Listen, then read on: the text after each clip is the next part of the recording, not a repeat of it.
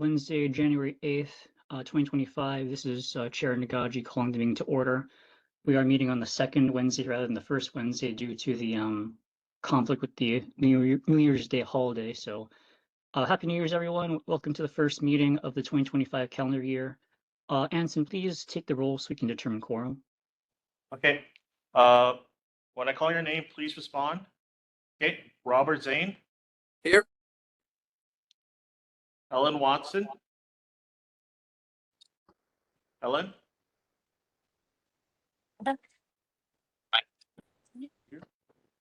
Okay. Whitney Bozel. Here. Okay, Dave is here. Elton Fukumoto. Here. Clyde Lumen. Here. Bill Lee.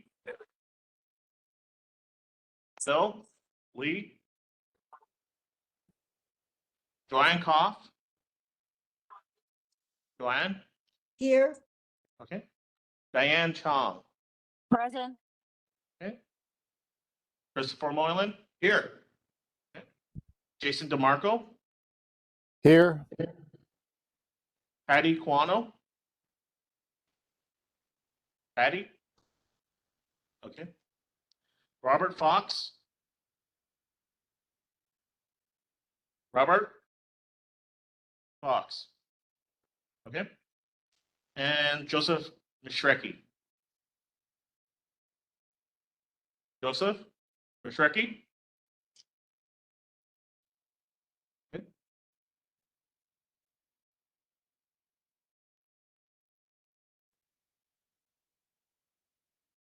That's 9. We have quorum. All right, great. Thank you, Ensign, and thank you, members, for attending despite the abnormal meeting date. So we're going to go to Roman numeral 2, first responder reports. First up is Honolulu Fire Department. Honolulu Fire Department, please go ahead.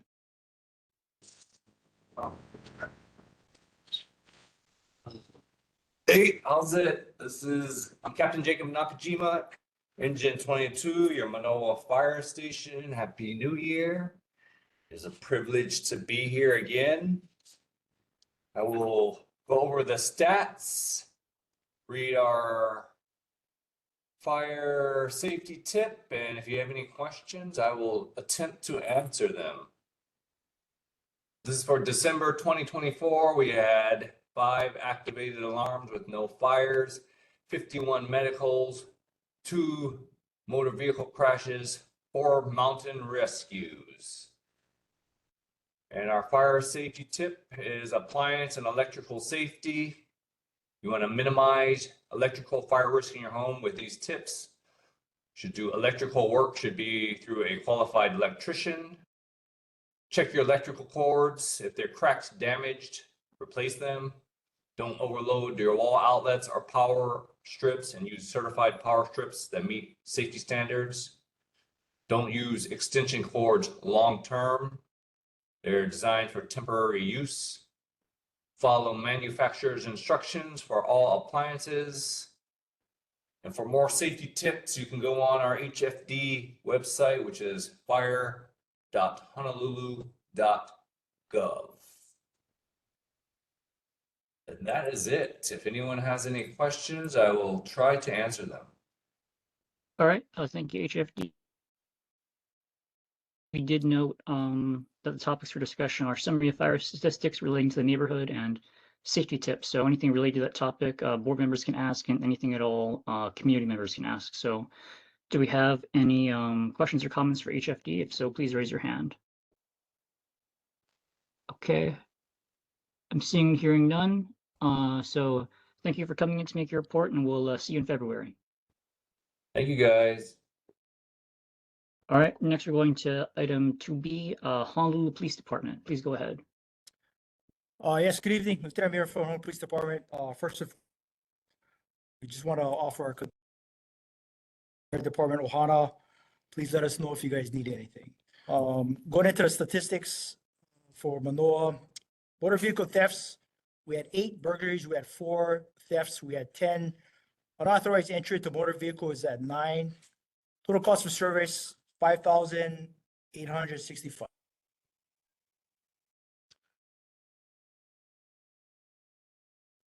Moving into the for pedestrians, so drivers, look out for pedestrians who may be hidden from view by other vehicles that have stopped. Be extra vigilant for pedestrians at dawn and dusk. Anticipate the difficulties of the elderly, young children who are crossing the street. Moving along for pedestrians, if you're the actual pedestrian, make eye contact with drivers to ensure that they see you. Be especially careful. Drivers may be looking out for other pedestrians. And if buses or other large vehicles are blocking your view, wait for them to pass before crossing. And that's all I have. All right, thank you, Lieutenant. I see a raised hand from Member Fox. Member Fox, please go ahead. Yes, so much. Unfortunately, my husband was hit by a vehicle on Honeywell. He was on a moped and Seaview Avenue. We noticed that there was a stop sign on the Diamond Head side of Seaview, but there was not a stop sign on the other side of Seaview. The woman didn't stop and smashed into him, but she's liable for it. The police department were fabulous when they came out, but they did want us to know that it's important to have stop signs at every corner where appropriate. It's my understanding the police department has advocated for a stop sign to be put there. I just wanted to double check with you to make sure that we do have a stop sign on both sides of Seaview Avenue and Honeywell Street. Thank you. There was a Seaview and Honeywell, you said? Correct. Okay. I don't know of any pending work orders for that. Putting signs that there'll be another city department, but as far as the police department side, I can try and follow up on that. I would appreciate it. The woman made the excuse that she didn't have a stop sign. However, isn't it the way it works that if you're coming into a major arterial, you have to stop to see if traffic's coming both ways? So I think that my husband is okay in terms of insurance, but she denied everything and wouldn't even open her window to us. The police department were wonderful, but every once in a while, strange things happen, and we want to make sure that we have all of the ducks lined up in a row. But thank you so much for your time. Thank you. All right, thank you, Lieutenant. Thank you, Member Fox. Do we have any additional questions or discussion for HPD? If so, please raise your hand. Okay, I'm seeing, hearing none. So thank you, Lieutenant, for your report. We'll see you again in February. And we're moving now to Roman numeral 3. This is returning business, which is a few things. The first is Roman numeral 3A, decisions from the City Department of Planning and Permitting. So I put this up because it came out toward, in December, just last month, that DPP was going to render decisions on a couple of projects that were slated to be constructed here in Manoa if they did go through. One of those being the Manoa Banning Court project, the other being Aria Lane at the former St. Francis School area. So the short version is we don't have a clear decision on either, because in the case of the Manoa Banning Court final environmental assessment that LICA filed in November, DPP issued a response that the final environmental assessment is incomplete. Therefore, LICA will need to resubmit its final environmental assessment. So at this time, since it's incomplete, they didn't issue a decision on it. They just said there's problems, so go fix it and resubmit it to us. So that's pushed back to whenever LICA cures the defects and resubmits. The other project being, of course, Aria Lane, the former St. Francis School location. So for this one, we thought there was going to be some sort of determination from DPP regarding a permit for this made in late December, but then it came out at the last minute that DPP didn't issue anything in December because it's been delayed until February of 2025. So again, the Manoa Banning Court one, We'll have news on it whenever Leica cures the defects in its environmental assessment and resubmits. And Aria Lane will have updates probably in February of 2025. So I'll ask real quick, do we have anyone from Manoa Banning Court, from Leica, or from Avalon, anyone who is a representative of the developer or of DPP who can speak? If not, we'll go to board members and community members. So is there anyone from DPP or the developers? Going once, going twice. Okay, I see that Member Bosel has a hand raised, so I'm going to call on Member Bosel, and then we're going to go to Seth Kawamoto, who talked to me previously about wanting to do a presentation. So Member Bosel, please go ahead. Thank you, Chair. I just wanted to let folks know that I called DPP today, and I did find out that Leica has resubmitted already the after that finding of incomplete, and they resubmitted on December 31st. So now DPP will, have to issue a new. They have until the 31st of January to respond. The person I spoke to at DPP said that what they had seen, they had only done a cursory look through so far, and they had seen that they had added in those 2 letters that had been determined to be missing at the previous version, but they don't know whether they have done anything else other than attach those 2 letters and acknowledge that they were part of the thing. So. Okay, thank you, Member Bosel. In that case, if they're gonna give a result by the end of January this month, we'll probably have further updates for it in early February for our next board meeting. At this time, I'm going to go to Seth Kawamoto, who I believe is here with us, and ask him to share the information that he has regarding the developments. So, Seth, please go ahead. Yep, thank you, Chair. Can you guys hear me okay? Yes. I'm going to try to share the... Can everyone see my my screen here? Yes. Okay, cool. Yep, so I'm going to just speak briefly on Aria Lanes, their revised, what they submitted to DPP. This QR code here will link directly here. So those of you who follow along on Olelo or whatever. So I made a few bullets. Oh, the link at the bottom is the actual document. So you can go to here and go to here. But one thing was they removed all of the multifamily units. So in the original town halls, they talked about potential building reuse. And then they sort of started backpedaling. In the PDH original, there was multifamily buildings, but not reused. And now with this revised one, they've just totally scrapped all multifamily units. There's an apparent change to how we believe they're going to provide the affordable housing requirement. Sort of by law, they're required to provide some affordable housing. And they had some new layouts and new views that I can share. And just a last bullet, DPP has 90 days from when they made this substantial change on the 26th of November. So that kicks it till the 24th of February for the decision on this updated proposal. These are the first 2 pages that you would find if you went on the packet. So it's not an actual report. It's just a bunch of like informational packets. So that's kind of what this revised packet is. On the left, they're going over, kind of the new breakdown, and shows there's 85 single family. So again, no more multifamily units. And on the right, this is they add this table of how they plan to do the affordable units. And it was worth noting, at least to me, they're using this off-site production requirement. So the law does allow, believe it or not, you to provide your affordable housing just off-site.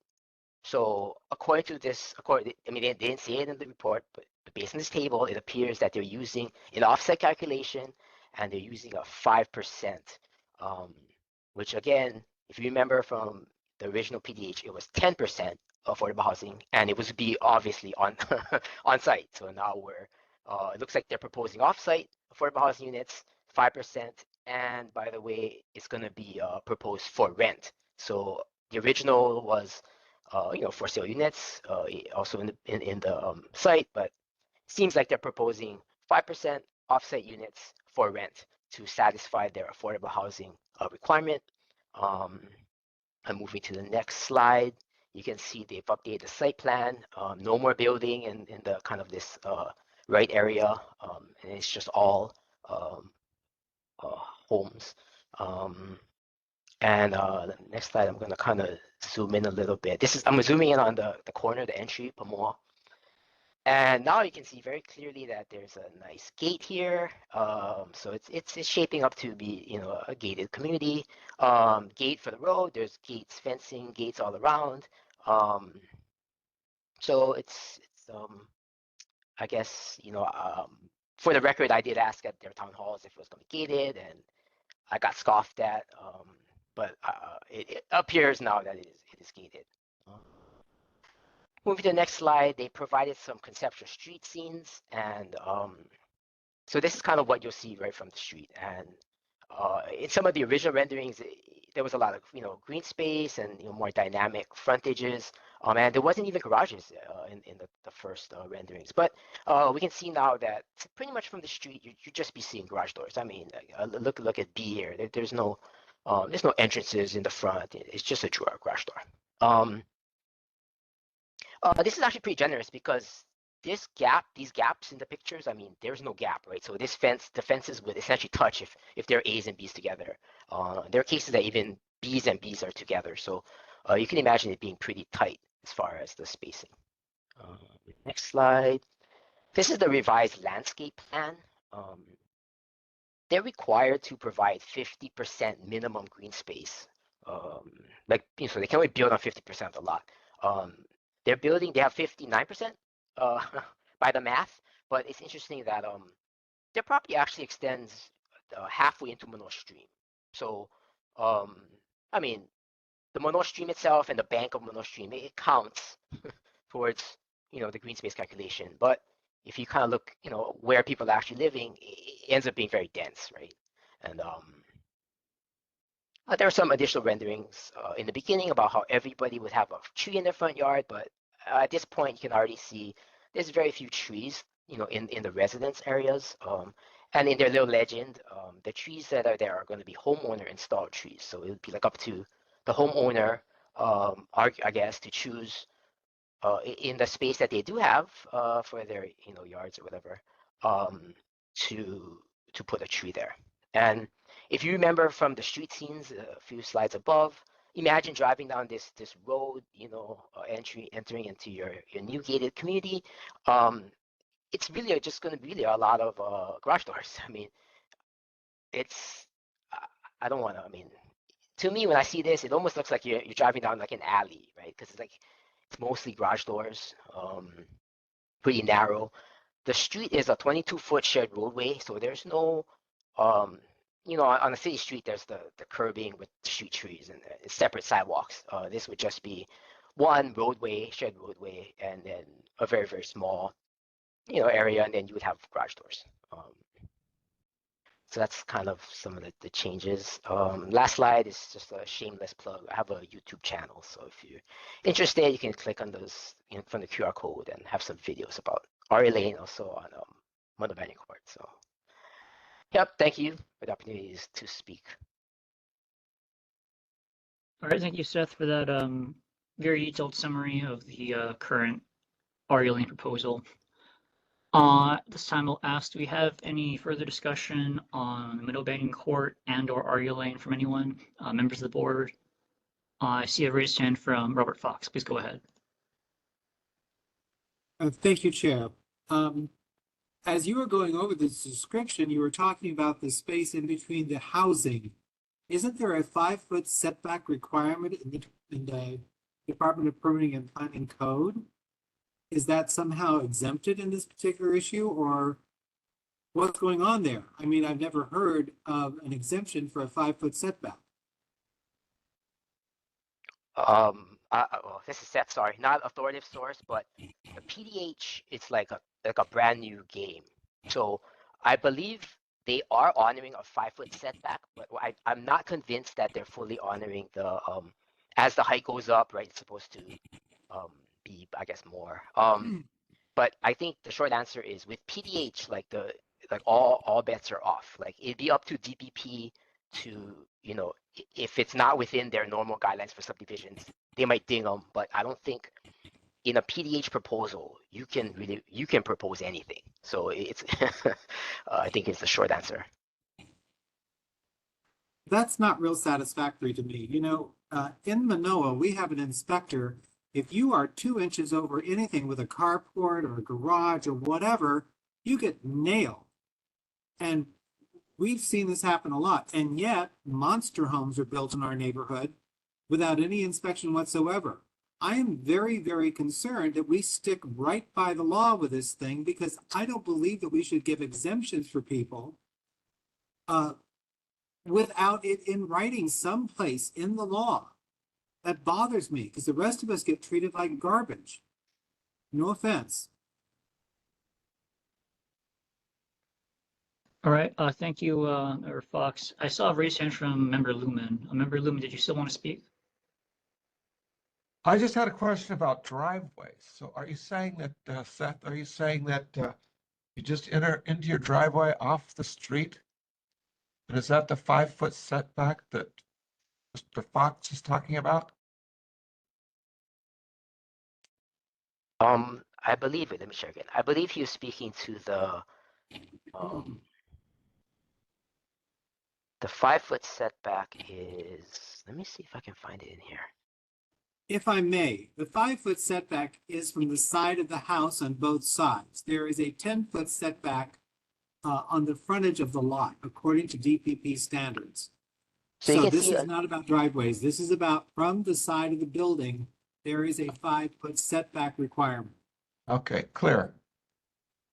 But there is no driveway, but there is a 10-foot setback from the curb to the From the house? curb, the minimum amount is a 10-foot setback. Also, any Yes. grading of a lot of 100,000 square feet or more requires a grading permit, and we are notorious for not getting permits for that. So some of these pictures in that document, it shows that, you know, they are honoring the setbacks, but not, where's the one with the 2-story? Like I question this, like normally you get 5 feet, but normally as you go higher, it starts getting narrower, like, you know, for the rest of us. In this case, they're allowed to go 5 feet back, like all the way to the moon, which is not, that's different. So that's something would be unique in the PDH, right? That's not something that we could do.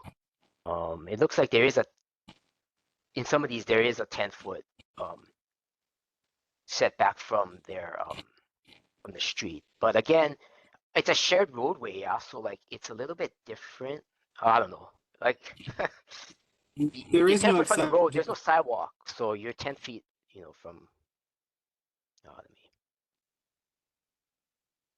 So it's really a 1-lane road if there are cars parked on the street.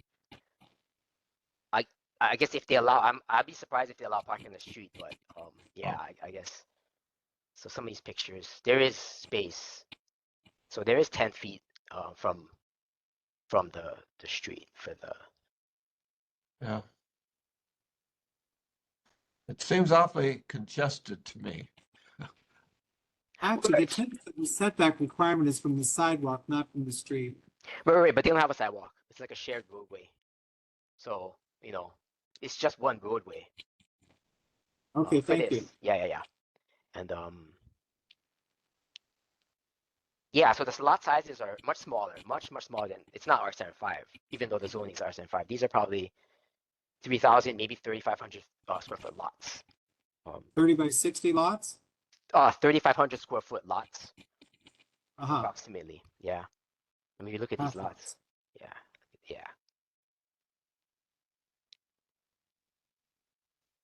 All right, thank you, Member Lumen.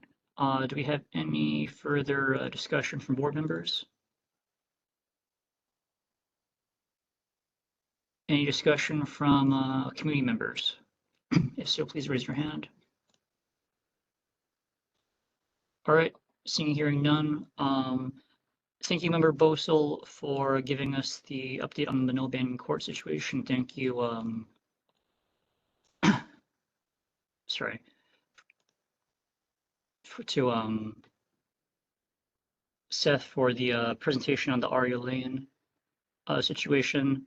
I did contact DPP at the request of a community member and asked DPP to come and present, but I guess they were not interested or available, so I'm glad that the two of you were able to fill us in on what's going on there. Next, we're going to item 3B, all-of-Y flood mitigation, potential city ordinance establishing an all-of-Y watershed special improvement district. And this was put up by request of Member Fukumoto. So, Member Fukumoto, can you speak to this? Yes, thank you, Chair. So I don't really know very much about this, but if the members have any questions after my presentation, I'll be happy to try to answer any questions. But also, if Senator Fukunaga is here, she could perhaps fill us in on some of the background. So as a board, we've heard from the sponsors of this bill for an ordinance before. The sponsors are Hawaii Green Growth. I don't know if you remember that group. Julius Fisher was the person who presented before our board. And perhaps a related organization, the Ala-Wai Collaboration, I'm sorry, the Ala-Wai Watershed Collaboration. And I was the board representative to some of their meetings. So I attended a couple of their meetings as a representative of this board. However, after a couple of times, they sort of disinvited me or didn't invite a member of this board. And so, because it meant that they were meeting not in a public manner. So they were meeting in private, and we had no idea what they were doing. Okay, so last month, I received a copy. I'm not sure I was even supposed to receive a copy, but I received a copy, a draft of this ordinance. So an ordinance is something that the city council has to pass into law, and it would establish a special improvement district for the Ala-Wai watershed. The Ala-Wai watershed is Mānoa, Palolo, and as far as the coastline is concerned, half of Diamond Head, between Diamond Head and Punch Bowl.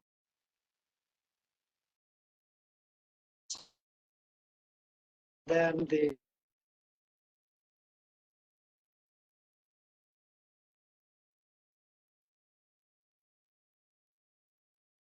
Oh, Member Fukumoto, we lost you there for a second.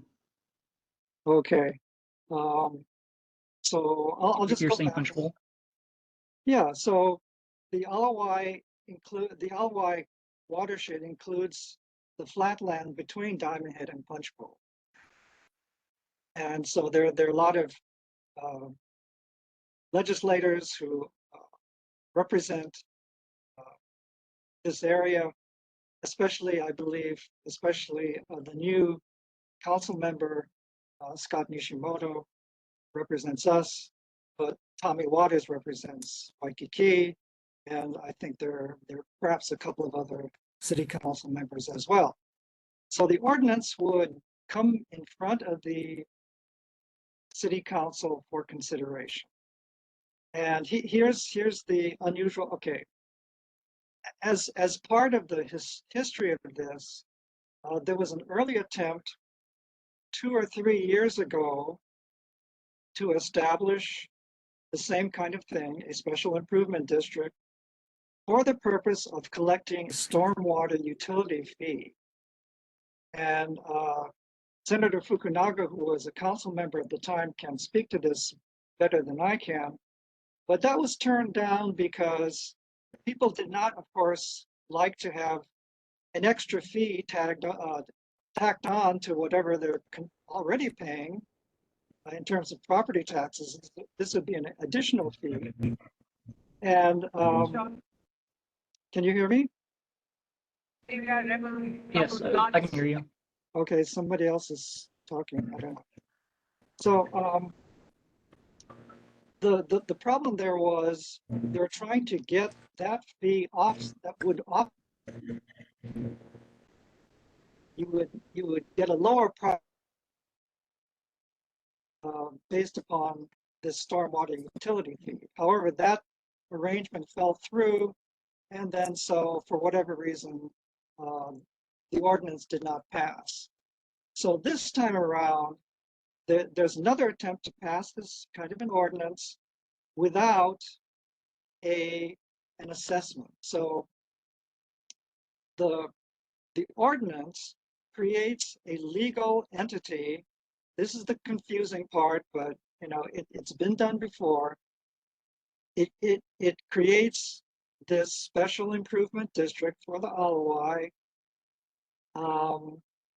and as a nonprofit corporation organized under Hawaii Revised Statutes 414D. That's the non-profit corporations act of the state government, I mean the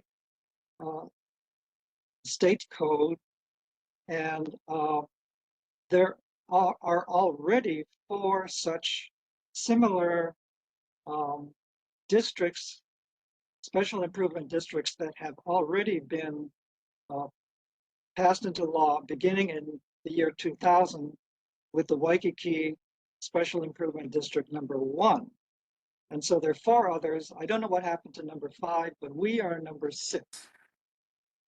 And the other 4 have the ability to assess a fee. Now, the problem with that is that this is apparently, since it's a nonprofit corporation, they don't have to meet in public, and they can assess the fee without a public hearing. Now, for these other 4 entities, it's not a problem because it's really the commercial, you know, the hotels and whatever, they are basically assessing the fee to themselves, and it doesn't really matter. So the problem with this one is, on the one hand, there is no mechanism for assessment. So you cannot, the other 4 special improvement districts had a portion of the ordinance that was devoted to giving this SID the power to assess a fee. This one does not have that section, so it cannot be that there is no power of assessment. But the problem from my point of view is, I suppose it could be amended at any time to include that section for amendment, or that section for assessment, giving the SID the power of assessment, could come back at a later date. And so it could be kind of, you know, you have the legal structure in place. All you have to do now is get the council to approve the power to have this entity make an assessment. And as I said, the problem is that because it's a nonprofit corporation, you don't really have to have a public hearing. So it's like taxation without even having your voice heard. They could assess a tax, a fee, and you know, you couldn't say anything about it. But from what I understand, and I put this on the agenda because I was afraid that they would introduce this as soon as the council began work on January 2nd. I've since learned that they're just considering this, and they're probably going to try to do it during the summer. And so there's some time to perhaps have some feedback, make some revisions, make sure that whoever the board is has regular residents and property owners like ourselves on the board. And the other thing that I'd like to see is make it explicit that this particular board has to abide by the Sunshine Law. In other words, that they have to have public meetings so that they can get public input. So I think that's really about all I have now. Thank you, Chair. All right, thank you, Elton, for the presentation on that situation. Do we have any comments, questions for Elton, or anything else from board members? I'm not seeing any board members. Community members. All right, Laura Ruby, please go ahead. Yes, I'd like to know what's the, how do you see yourself interfacing with the Protect Our Alawai Watershed Association or any of the other entities that are there? I'm not quite sure what you're going to get from the special district. I do know about the Waikiki one and about the Diamond Head one, but I'm not quite sure what you would be there to advocate for our larger community. I'm assuming you're talking about the boundaries that are basically the watershed district. Yeah, so Protect Our Alawai Watersheds is in conversation with the people in Waikiki who are pushing this through. And so I would say right now, Protect Our Alawai Watersheds, which is another nonprofit corporation that is concerned with the Alawai flood control project. And so POAWW is in conversation with the people in Waikiki who want to push this project. So that's where actually I'm getting a lot of my information from. And this board, the more we know about it, and when the time comes, we want to try to weigh in with a resolution, either supporting or not supporting this particular ordinance. That's, I think, our role. But if I'm still not quite clear, the Protect Our Alawai Watershed has already moved to eliminate some of the detention basins. And they are also actively, I think, looking at the ways to control flood waters and such. I'm not quite sure what the Waikiki people are doing. To me, I want to have a clear idea. I'm right in the middle of what you're talking about, and I want to know where your actions will come. Thank you. Yeah. So I was able to look at some of the material that was prepared for Hawaii Green Growth and the Alawai Watershed collaboration by a law firm. And the whole idea was to establish a stormwater utility fee. That was the main goal. And so you would establish this special improvement district for the purpose of assessing and on the people who live in this watershed, this stormwater utility fee. And sure, hotels would pay their share of it, but also homeowners who live in the watershed would also be assessed. And so that's something that is going to be very popular. So that's a stormwater utility fee. That's in addition to our property taxes and in addition to the sewage fee that's part of our Board of Water Supply fee. So this would be a third kind of tax, if you would call it that. It's a fee.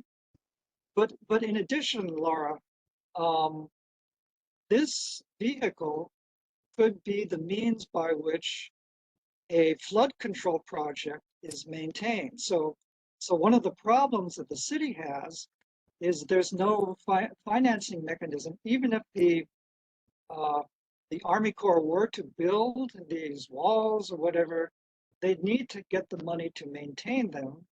And this special improvement district could be the vehicle for assessing a fee to maintain those construction items.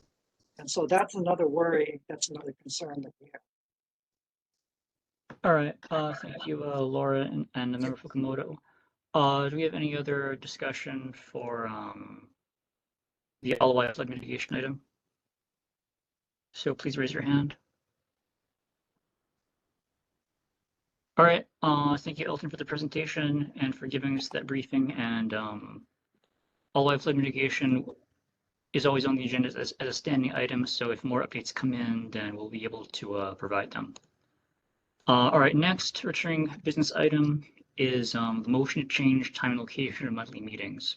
I personally definitely want us to return in person because many people over the past 2 or 3 years have expressed that they want to return to an in-person venue, including members of the board during meetings and also community members who've talked to me outside of meetings. So currently, there are 3 areas that are under consideration. One is Niwalani School, which we've previously talked about.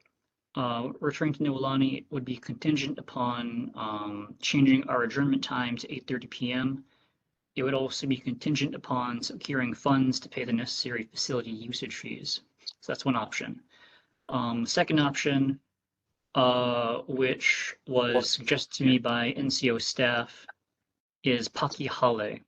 It's located at 3840 Paki Avenue. It's Paki spelled P-A-K-I. So 3840 Paki Avenue, which is near the Honolulu Zoo and Diamond Head area.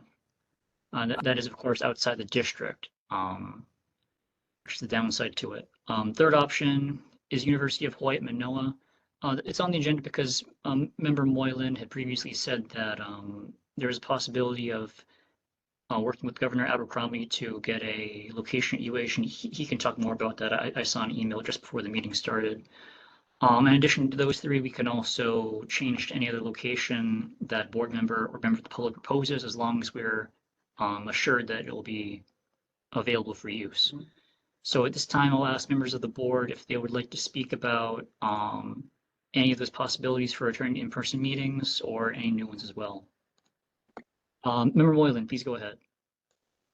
Yes, if you had a chance to see your emails later, just today, I finally heard back from Governor Abercrombie saying he had been defeated in his efforts to tell the lawyers that we should be able to go to UH. So that option is closed.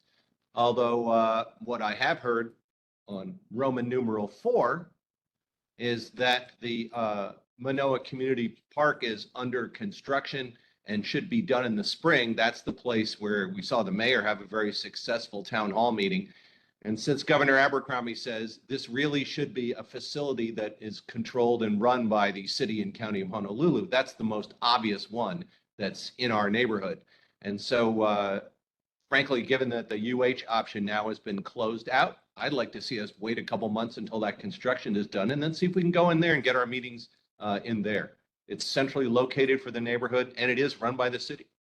So anyway, I did my best, and I'm sure Neil Abercrombie did his best too, but we got shot down on that one. Thank you, Member Moylan, and I was forwarded the email. I think others were forwarded as well. It says, Dear Chris, I regret that I've been unable to overcome the liability issue among other difficulties with respect to the Manoa Neighborhood Board monthly meetings. Quite reasonably, the question of site location and rent/libel responsibility is seen as residing with the city and county of Honolulu. At this point, I think the issue from Manoa or any other neighborhood board needs to be directly addressed by the city council. Respectfully, with Aloha, Neil Abercrombie. So that's the situation there. At this time, I'm going to call on Member Fukumoto. Member Fukumoto, please go ahead. Yes, Chair. Would it be in order for me to offer a motion on one of these options? Can you tell us what the motion would be? It would be to choose select item number I, is Noelani School, if I could move. Sure. The motion is made. Do we have a second? And if there's a second, we can discuss and then decide if we want to vote on it. Yeah, if I could just put up a little bit more specificity that we would meet at Noelani School from 6:30 to 8:30 with all the other provisions. It depends upon getting funding and what else is there looking for. Yeah, that's all. As long as we adjourn by 8:30 and as long as we get the funding. Okay. So I have something to say that first. Do we have a second to Member Fukumoto's motion? I Going second once. it. Oh, is it Member Koff? Yes. Okay. So the motion is made by Elton, seconded by Member Koff. So The motion is to return to Noelani School, change the meeting time from 6:30 p.m. to 8:30 p.m. in order to be in compliance, and this is also contingent upon securing funds. So I support the goal of this. The only issue is I don't know if it makes sense for us to pass this motion when we don't have the funds yet. So that's my only concern, but I agree with what it's trying to do. So I see a bunch of raised hands. I'm gonna go Member Moylan first because I saw you stand first, then Lumen, then Zane. So Member Moylan, please go ahead. Yes, in addition to the fact that we don't have the funds, this timing of our meeting to move from a 3-hour meeting, which we have real trouble getting done, to a 2-hour meeting in order to satisfy the convenience of the janitor at the school, that's the tail wagging the dog. I'm totally opposed to that. We should be holding our meetings at a time when people other than retirees can attend them, right? That should be, people can work a full day and then be able to come and participate in our meetings. We make our meetings really, really early and then say, well, we're just going to miraculously do them in 2 hours instead of 3 hours. I think that's not going to happen. And I think that's crazy. And it's, the timing is all set, as we learned in a previous meeting, because the janitor doesn't want to stay late. You know, the janitor at this school should not be driving the timing of our meetings. We need 3 hours. We frequently have to rush right to the end. A 2-hour meeting is just not going to work for this board. So I still think that we should wait until they've finished construction over at the neighborhood park and shoot for that. Thank you. All right, next I'm going to go to Member Lumen. Please go ahead. Okay, thank you. My concern is the same about timing. We do 3 hours here and don't get through it all the time. And then we're going to have more public participation in 2 hours. It doesn't make sense at all to me to even attempt that. And also, I think it's ridiculous that the janitor has the last say whether we have a meeting at the school or not, you know? Anyway. All right, I think Member Lumen, Member Zane, please go ahead. Thank you, Chair. I also agree with the previous sentiments. I understand the concerns and trying to get people to get to an in-person meeting. It'd be nice to do a hybrid meeting as well, so that way there's the option for virtual and in-person participation as well. But as stated before, we barely get through. We oftentimes in the past haven't gone through all of our agenda items within a 3-hour meeting. We've got continuous items all the time. And also the fact that they want to, I mean, it's no fault, the janitor I understand, because apparently he has to drive all the way back to Mililani. That's the issue over there with the poor guy. But at the same time, I don't think it's possible for us to shorten it down to 2 hours and push it forward enough so that way it also alienates a lot of people who still have to work until basically during what would be the start of the meeting time. So I would also oppose this motion. All right, I'm going to call Member Fukumoto and then Don Sophia. Member Fukumoto, please go ahead.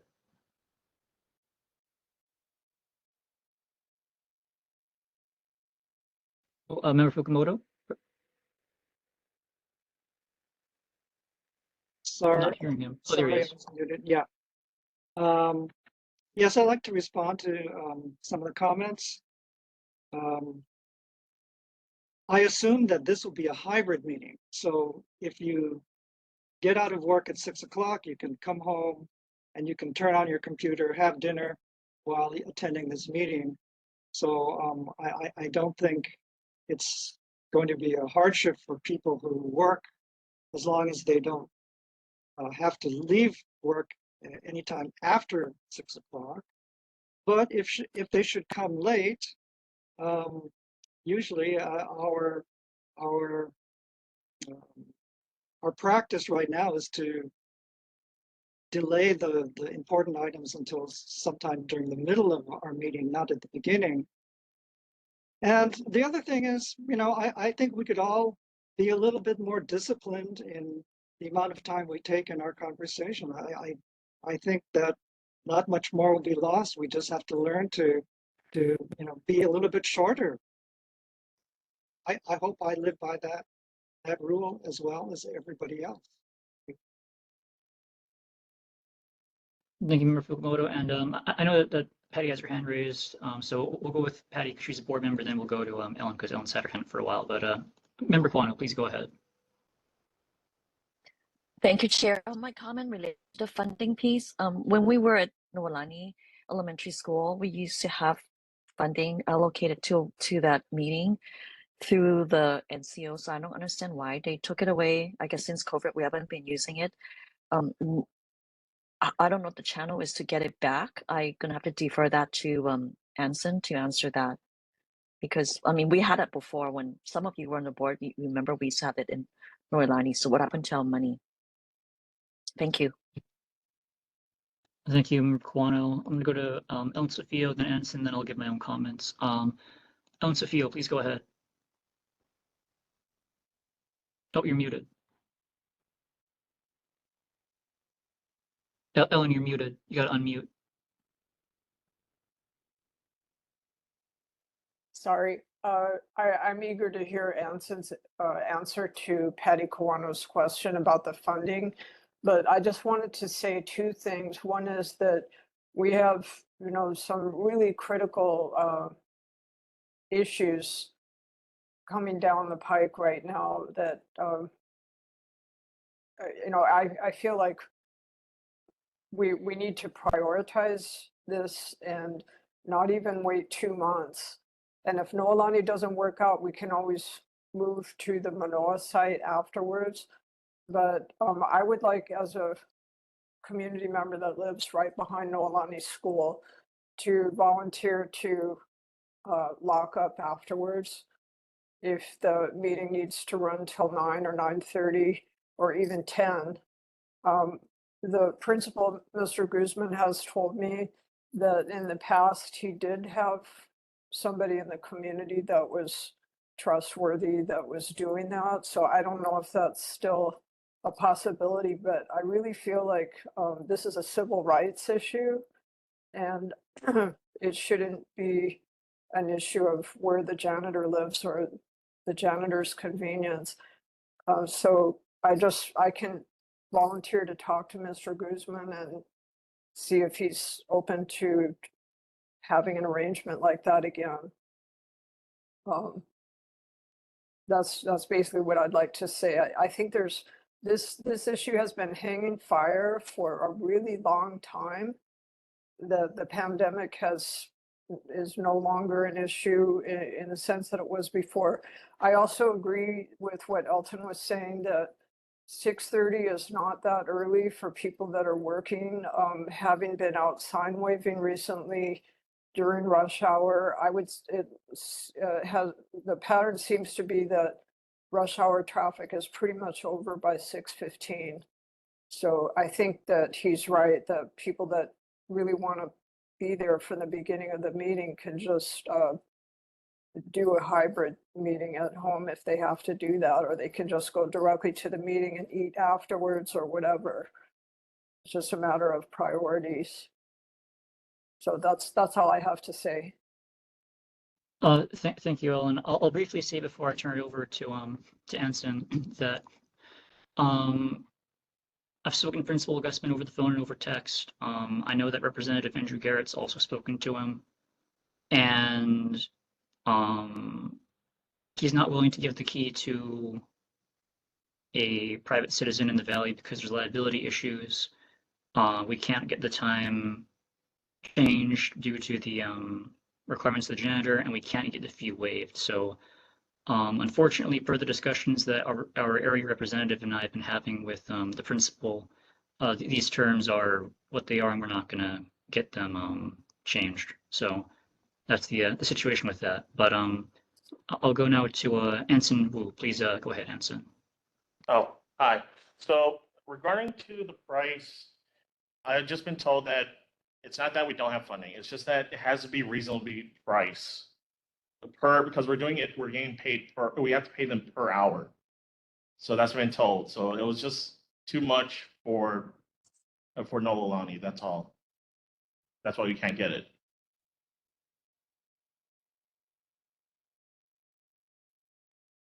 Is that okay? So I'm sorry, but we had it before for years. What has changed? It was just too expensive. That's what they told me. The break. Because we have to do that, and then we also have to have a camera person also to film all of us. So Okay, I'm gonna, Excuse me, but the city is obstructing the civil rights of Ellen, no, everyone that lives stop. in No, Manoa, Anson. we're not gonna accuse the city of obstructing anyone, but like, I understand the sentiment. So I'll just ask Anson real quick if he has the numbers. I'm not sure if he does, but do you have any idea of how much money we would need to come up with from another source in price, or do you have any numbers to that effect or anything like that? that I can't say. They just told me it was just has to be reasonably priced. That's all. Okay, I'm gonna go in the order that I saw raised hands in. Member Zane, please go ahead. And then we'll go to Fukumoto and then Bosel. Yeah, Member Zane, please go ahead. Thank you, Chair. Disappointed to hear about we have a vague answer from the city about it being too expensive after, as Patty said, it's been priced in the past. I was just wondering also with Noelani if we've also confirmed they have the capability to do hybrid meetings as well.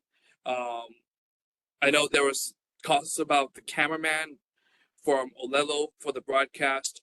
With those, and I was also want to know if Noelani does have hybrid capability. First off, and second, if the cameraman cost can be mitigated if in a hybrid setting they could use the online meeting system to be able to record the meeting as well, saving the cost of said cameraman. Excellent. Thank you, Member Zane. Member Fukumoto, please go ahead. Yes, well, I'd be extremely disappointed in the city if the problem was just the cost. I think in order to be fair, other neighborhood boards have their fees paid by the city. And if ours are just a little bit higher, well, pay those. I don't think they're outlandishly expensive. So I think that, well, I'm certainly willing to write on behalf of this board a letter to the mayor asking him to fund our board meetings, just as the city funds the meetings of the other boards. I think we should be treated equally. So I'm willing to write a letter on behalf of the board, have the board members look it over. We'll send it to the mayor and ask for a few dollars. I don't think it's a tiny drop in the bucket in a multi-billion-dollar city budget. So I don't know. Thank you. Thank you, Member Fukumoto, and I will be very open to writing a letter to the mayor and or city council to that effect. Member Bosel, please go ahead. Thank you, Chair. I just wanted to echo the sentiment about fairness ought to be how money is allocated, and also re-verify with Anson what I believe was stated at the last time that this was discussed, which not necessarily that Noelani is a far more expensive cost than other neighborhood boards, pay for their location fees, but rather that this is a first come, first serve money. And because we haven't been using it, it has been used up by other places, right? It's not necessarily that the cost of the Noelani fee would be more. And I also want to verify whether any other neighborhood boards have fees, and so that cost is being subsumed by the city for other neighborhood boards. Should feel free to answer. All right, I'm going to go back to Anson in a minute, but first, thank you, Member Bosel. I'll go now to Member Fox for his comment or question. I'm deeply concerned here, and I think that it's probably that they've gone through funding from other boards, but that's irrelevant to the point. If the city does not want to fund Noelani, which we've had meetings at for years on end, it restricts our civil rights. And that's something which is a lawsuit waiting to happen. Now, we have a council member here on this meeting today, Scott Nishimoto, and I do believe that it's time for the council member to stand up. If that means going to the mayor and saying, put some more bucks on the table, then let's do so. Because you know what? Tell me that Eva has more rights than Kalihi or Hawaii Kai. we are all equal. And if the city does not want to treat all neighborhood associations as equal, then we maybe don't need to have the city sponsoring neighborhood associations at all, and we'll go independent. We certainly have done that in California, and I was chair of the Council of Neighborhood Organizations for an entire city, independent of the city of Long Beach. So I think this is a real issue in terms of fairness, justice, and equality, and we certainly have the money to do it. Thank you. All right, thank you, Member Fox. So this time I'm going to turn to Anson and Moylan. They're on the same screen, so they can see what they want to say in response or anything. Because I know, yeah. I'm just doing what they told me. They just say that it's just too expensive. That's it. We can't have a location that we can pay for it, but the rate that they're asking is too much compared to the other meetings. That's what I'm saying. If you guys could, you can email me any location other than Noelani, because it was just, feel free to do that. Just send me any location and then we can see if we can have it. That's all I just have to say. Okay, and then I'm interested to keep hearing that, oh, well, we'll shrink the meeting from 3 hours to 2 hours and tell people that they should just go home and participate remotely while they're eating their dinner. I thought one of the main points of this was to enable people to come to the meeting in person. If we set it up and make it really hard for people to come to the meeting in person, then it's pointless. And I think, if you give a 20-minute presentation and then say, well, I'm sure we can all cut our speaking time down in meetings, it creates an air of skepticism in me. Plus, we have some important work to do, and we're already rushed most of the time. I really don't want to see us rushing and rushing and rushing to satisfy some arcane requirement by a particular site. So I'm going to call on people in the order that I saw them, which is Zane, Sofio, Bosol, Fukumoto. First, though, I'll just say very briefly as the chair. So if we do end up with the situation where we reduce the number of hours in the meeting from 3 to 2.5 or 2 or 1.5 or whatever it is, if I am still chair when that happens and we vote to reduce the meeting length for whatever reason, then I will take that as a mandate to make it work. So if the board votes that way, then the way that I will probably try to handle it is by making more strictly enforcing time during discussions, moving on from items for time sooner than otherwise, and possibly putting less items on the agenda and delaying them to a future month if there's too much happening. So if we do end up shrinking the meeting time, I'm not against it, but that's how, as chair, I would handle it if things do go that way. So Member Zane, please go ahead. Thank you, Chair. From what it sounds like from the overall discussion, we're not going to be able to vote on this measure tonight. I would suggest we keep this open for thought as chair, as for others on the board. We table this discussion to next month's meeting. We request that Anson or the city council member respond back to us with questions and actual numbers about the cost of Noelani, why it's too expensive, when the budget gets reallocated to all the boards so that we can apply for money sufficient to have meetings at Noelani or Mānoa when that's set up, or wherever we need to be to have in-person meetings. And the discussion also to save the cost of having to not require somebody from Olelo to have a whole camera crew set up to videotape us, and just have it instead filmed using the hybrid method, so that way a computer or somebody with a laptop can have the discussion open and be able to record through that process. I think at this point, we need more numbers. We also need more answers from the city and county and from the neighborhood board commission to help us get to the hybrid meeting that we need for our community. All right, thank you, Member Zane. Ellen Sophia, please go ahead.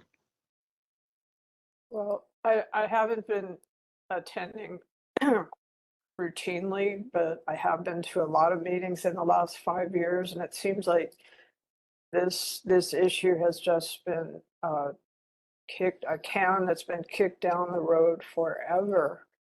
And it's really upsetting, you know, and I just think that not hearing any numbers, not hearing any specifics, just, you know, Anson apparently being told just to tell us like we're dumb, that there's just not enough money without anything to back that statement up. We need an attorney already because we are being actively obstructed by the city. That's my opinion. This is just completely unacceptable. We shouldn't be forced to shorten our meetings. We shouldn't be forced to have our meetings outside the community. None of this is acceptable. So we need to find an attorney. I don't know how the neighborhood board does that. And it's very unfortunate that it's at that point. But we need somebody to actively represent this community and the neighborhood board. So I don't have an answer to how that happens, and I'm sure it can't, you know, it shouldn't be anybody who's on the board or who's a chair of the board. It needs to be somebody who's hired to do this as a legal task, and it needs to happen right away. That's what the way I see it.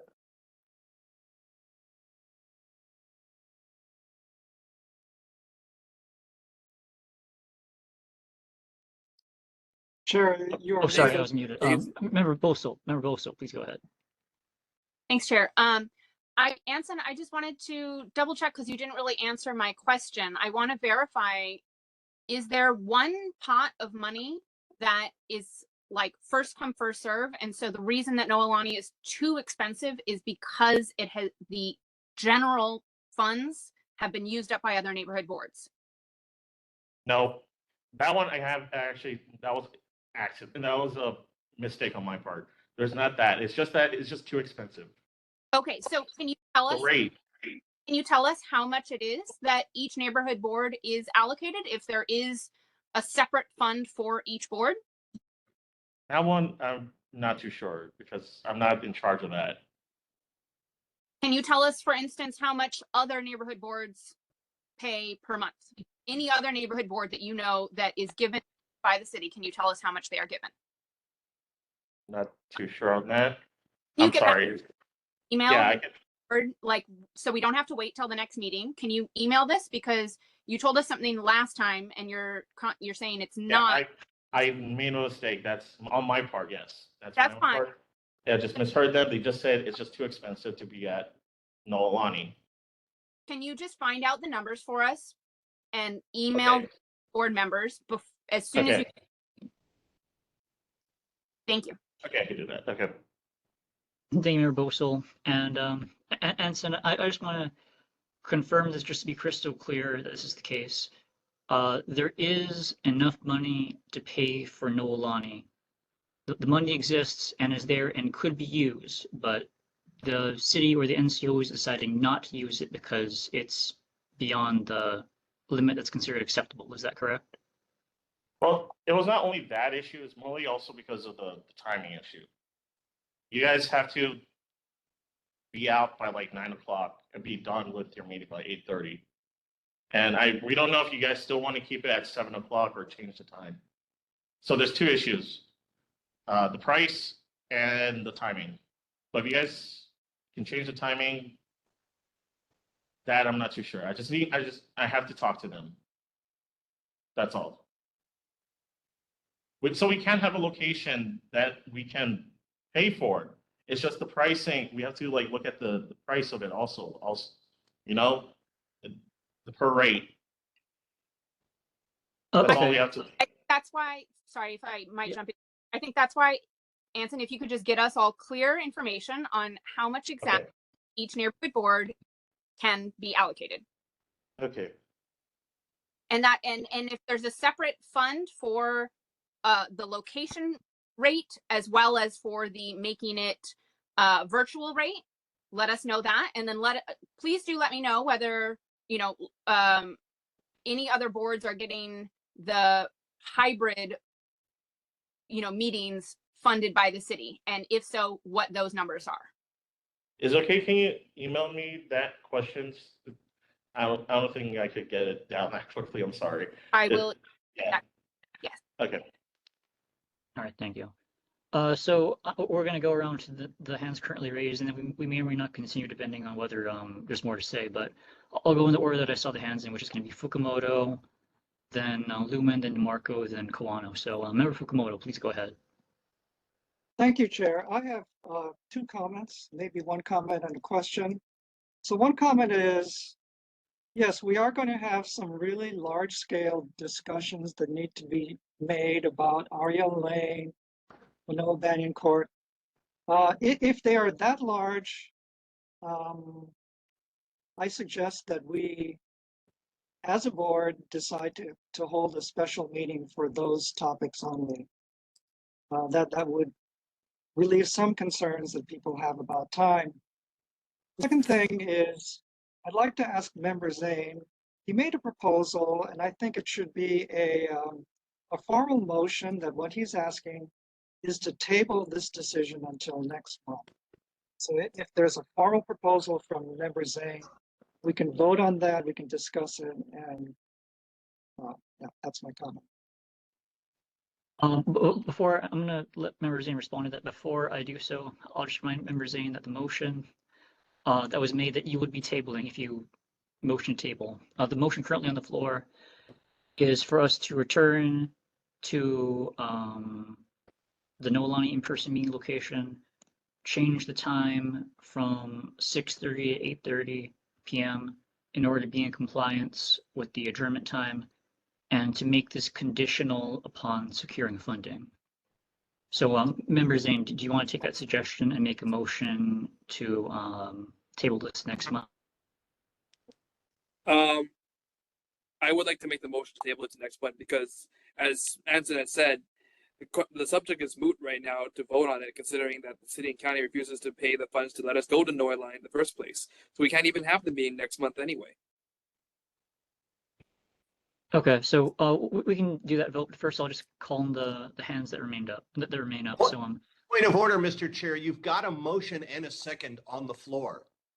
You got to dispose of that one without just saying, okay, let's make another motion. Unless the maker of the original one wants to retract his motion. But I thought Zane's motion is to table Fukumoto's motion, right? Right, but unless you're going to call it an amendment, which involves scrapping the entire earlier motion and replacing with another one. The original, you've got a second, so that the one that was originally made is on the floor. So that either has to be retracted or it has to be amended. We can't just say, well, we've been talking for a while, let's do a different one.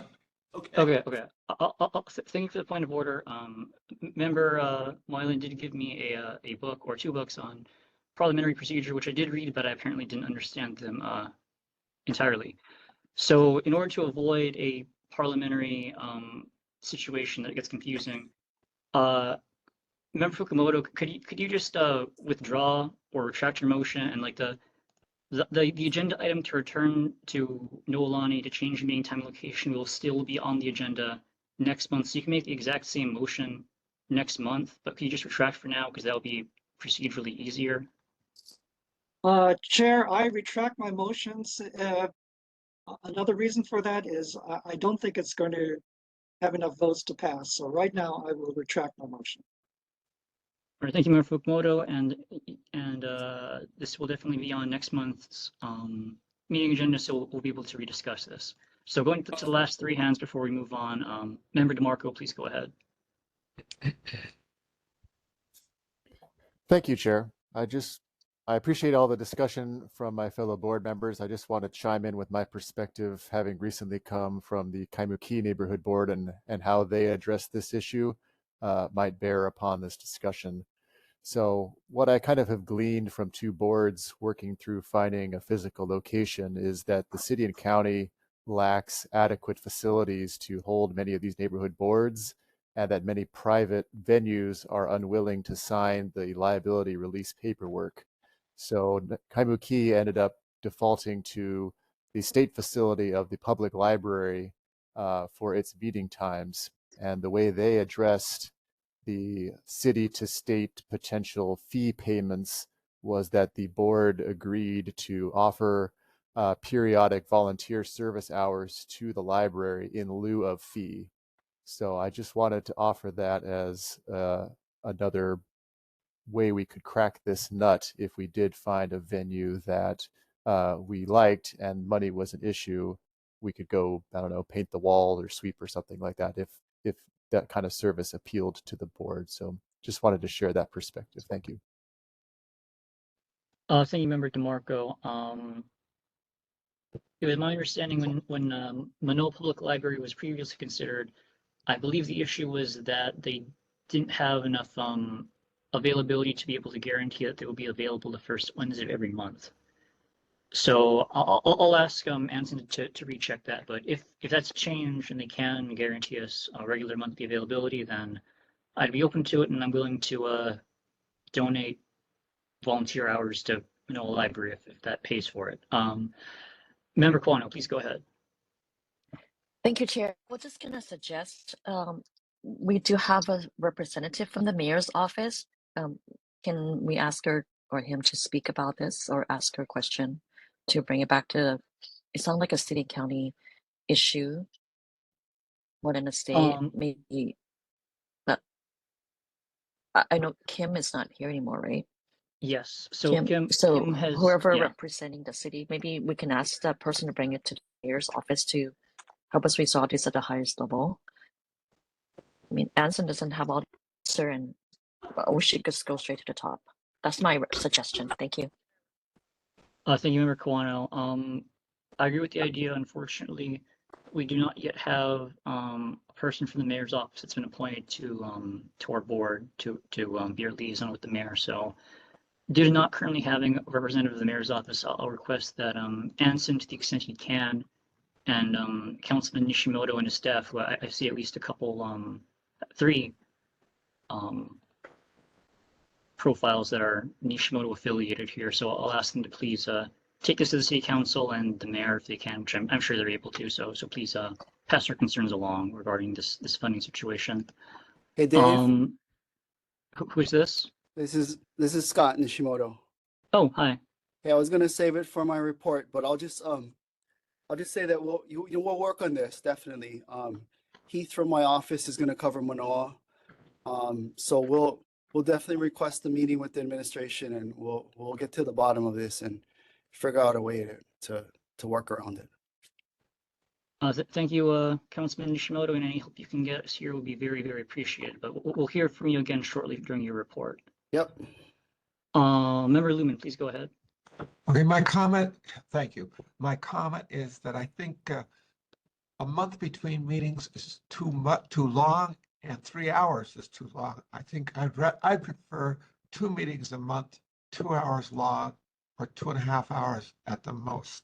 And they should be in the same week or in 1 week, one meeting and then a meeting the following week, so that if people need to look into anything, they could do it that time frame. Interesting. Thank you, Member Lumen. So there's 2 more raised hands. I think we've all made our positions pretty clear during the past half hour. So I'm going to call on Dylan Witzel and then the person on Anson Moo's screen. Then we're going to move forward. So Mr. Witzel, please go ahead. Hi, yes, thank you. I apologize, my camera's off. I'm out right now. I just wanted to hop on. First and foremost, I'm the deputy at the Neighborhood Commission office. So that's why I wanted to actually just hop on. Anson texted me and just told me that you guys were having some advanced talks on this. So I guess from what I was able to catch in the meeting, and it's only been a few minutes, but I do kind of want to take the money a little bit off, or the focus a little bit off of money. That is a factor that does play into it, but I think that there's something we can figure out in that regard. The bigger issue that we've actually just been having has been just availability and like staffing issues, for example, for those places in the evenings, especially for meetings that run, potentially till 9 or 10 o'clock at night. At least in the discussions that we've had with some of these facilities, we've talked to, off the top of my head, Manoa Library, the District Park, and Noelani Elementary. So there have been other issues. I think the library as well had some concerns, and I don't know the layout of the library, but they had some potential security concerns, I believe, with, I guess, the meeting room they have. You have to go through the library to get to the meeting room. And so I think that they, that was a potential, issue. But I just want to clarify that we're definitely interested in finding a location. It's just been difficult, mostly in terms of like the hours of operation and them having staff to be able to lock up and close, janitors or custodians or what have you. There's just different things like that. I don't know if this board would be potentially amenable to either adjusting their time a little bit or even maybe changing the day of the meeting. Those could also be some creative options I'm not sure of, but I just wanted to fill in a little bit and also, I'm hearing what you guys are saying. So it's not on deaf ears, just we're trying to work on it. So I'm going to call on member Mosley in just a second, but because I have Dylan Witzel here, I just want to give a quick response to that. And I don't want to make this about like personally attacking anyone, but I'm just saying, so what you just told us is that the money issue is not the main issue. It's you want to de-emphasize it because it's secondary to other things like facility availability and so on. But we were told at last meeting, at this meeting by Anson that the main issue is money. And aside from anything Anson said, because I don't want to throw him under the bus for this, Representative Garrett and I have talked to Principal Gusman, who has Noelani under his purview, and he has made it clear that the issue is in fact the money, and that if we did have the money to pay the facility fees, we could use the area. So maybe generally speaking, money is not the main issue for all neighborhood boards, but for our neighborhood board specifically, the money does seem to be the problem. Yeah, I mean, like I said, there's multiple different locations and they all have their own issues. I can look at that one specifically again, and it may be about the money because the schools do generally charge much more than other locations. So for in that particular case, that could be, yeah. But there are just generally speaking, just logistical issues beyond the money, even if the money may be the issue in that case. Okay, I'm gonna real quick just call on some handsome board members. Member Bolsa, please go ahead. Thank you, Chair. I wanted to verify. So the Noelani president was asked whether he would turn over the key to a general member of the populace, but was he ever asked whether our neighborhood commission officer, like Anson, could be trusted to lock up, because he's required to be there till the end of the meeting as well. And I would think, as a city employee, that would be somebody that potentially could be trusted. Was that directly asked? I believe the way that I posed the question was, would he be willing to trust it to a member of the board? I didn't phrase it as, would he be willing to trust the NCO staff? So I could try that. I thought that somebody else spoke to that too. Anson, did you say whether that had already been raised, or Dylan, did you say that had, that you had been speaking, you guys had also been speaking to Noelani? Had that been asked? We typically don't handle keys in that situation. I know that, or I think that there's another neighborhood board that meets at a school, and in that case, that school principal allows that neighborhood board member to hold the keys. And that's why this can get complicated, because a lot of it's just really varies on the location and who you're working with. Okay, so was the Noelani president asked whether he would allow the neighborhood commission officer? I know it's not always the case, but like if that's a possibility, as somebody who's, a city representative, not just a neighborhood board member. I mean, I'm not sure if that was asked. I wasn't in that conversation, but I would have to take that back anyway, because I don't know if we want that liability. Could you take that back? I will add that to the list of email or questions that I'm asking Anson, but if you can take that back. Okay, thank you.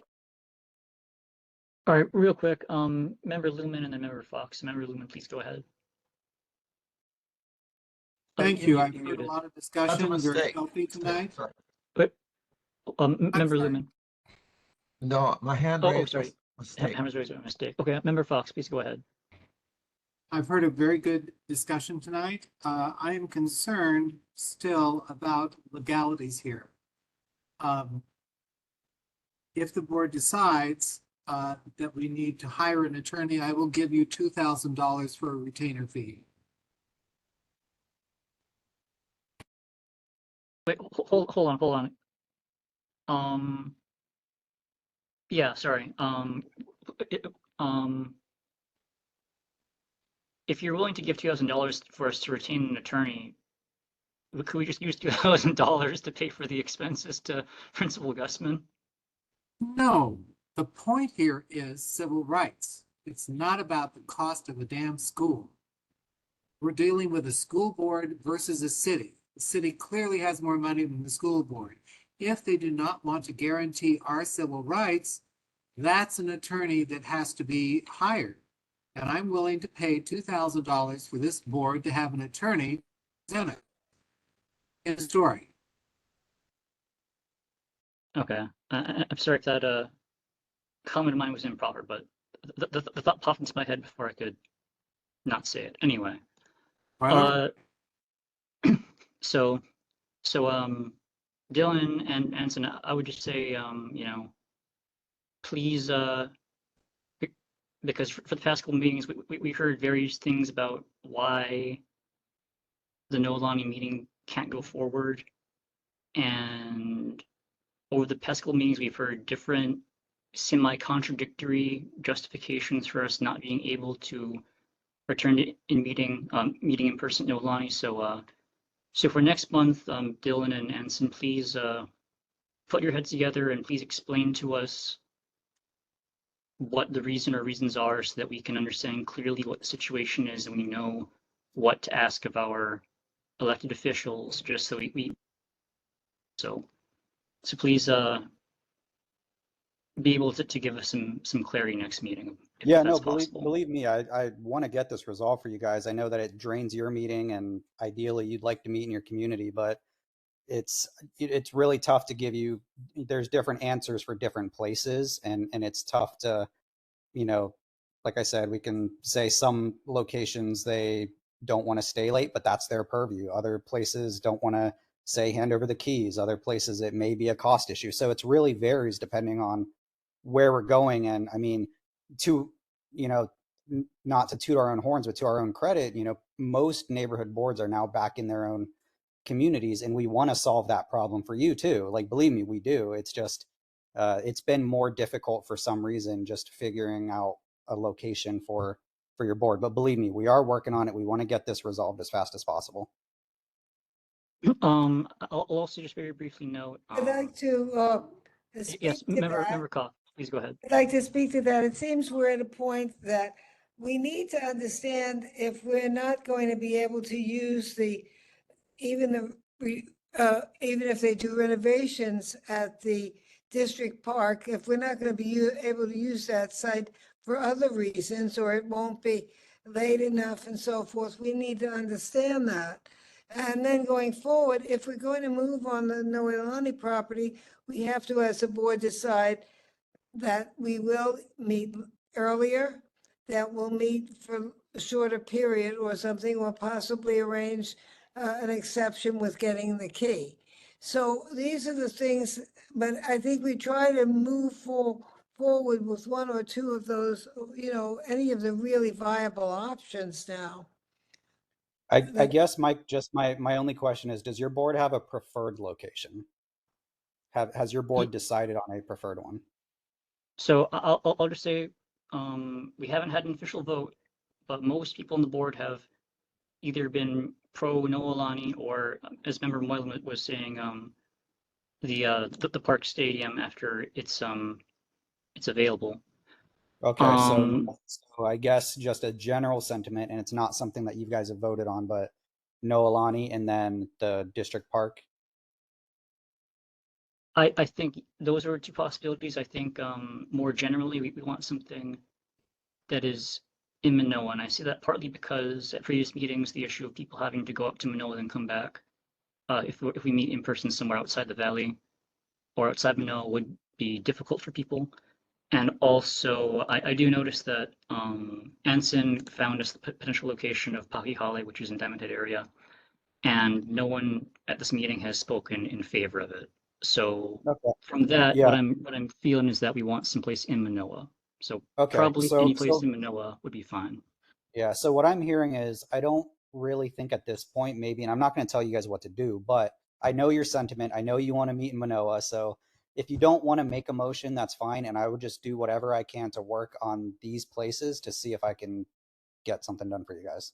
And then I'll let you know as I'm having these conversations if they'll work before the next meeting. Don't need a lawyer. The guy is doing it. This is the guy. Sorry, member Coffee, you have your mic unmuted. So I'll just very quickly call on member Bosel if she has anything to add. I didn't see this. Joan, you're still unmuted. Can you mute yourself, please, so that member Bozel can talk? Thank you. Joan, thank you. Oh, member Bosel, you're muted. Thank you. I just wanted to add that I think we've been talking about this for a really long time, and I think that members of the community and members of the board over the last couple of years have all been open to anything as long as it's in Manoa and can accommodate our full hours, our full usual hours. I think that we're pretty flexible otherwise. It's just, and you know, that we want to be able to do hybrid because that's very useful now for, especially for older folks who are still worried about COVID, and we have other, you know, illnesses to worry about soon. So. All right. Sorry, I see a raised hand from Ellen Sofio, so I'll let Ellen have the last word, and then we're going to move forward with the agenda. Ellen Sofio, please go ahead. I kind of changed my mind about what I was going to say, and so I'll just pass. All right, thank you, Ellen. So, Dylan, like you said, we didn't have a vote today, but I think you have a pretty good idea for where our board is at. And you said that you want to help us get it resolved. So I do take you at your word for that. So please help us with whatever is possible. If you can't make it happen, then let us know what we need to do to help you make it happen. And I'll send you an email. I'll send you an email tomorrow. I'll touch base with you, and then we'll go from there and just start communicating on how these different locations work out. All right. And I just want to emphasize that though we have not had an official vote, I think everyone who spoke today did indicate some preference for going back to in person somewhere, even if it was at different times or different specific locations. I think all of us who spoke indicated a preference for returning in person. So I do think that is the position of our board at this time, and hopefully we can get progress on that. But yeah, Dylan, we'll talk offline. Okay. Okay. Thanks for everyone for that very detailed discussion. We're going to move forward with the agenda to Roman numeral 4, which is city monthly reports. First one is Board of Water Supply with Dominic Diaz. Is Dominic available? Going once, going twice. All right, I guess he's not here. Mayor Blangiardi's representative, that's Rick Sparlin. As mentioned earlier, Kim is no longer with the mayor's office, and they have not yet chosen a replacement.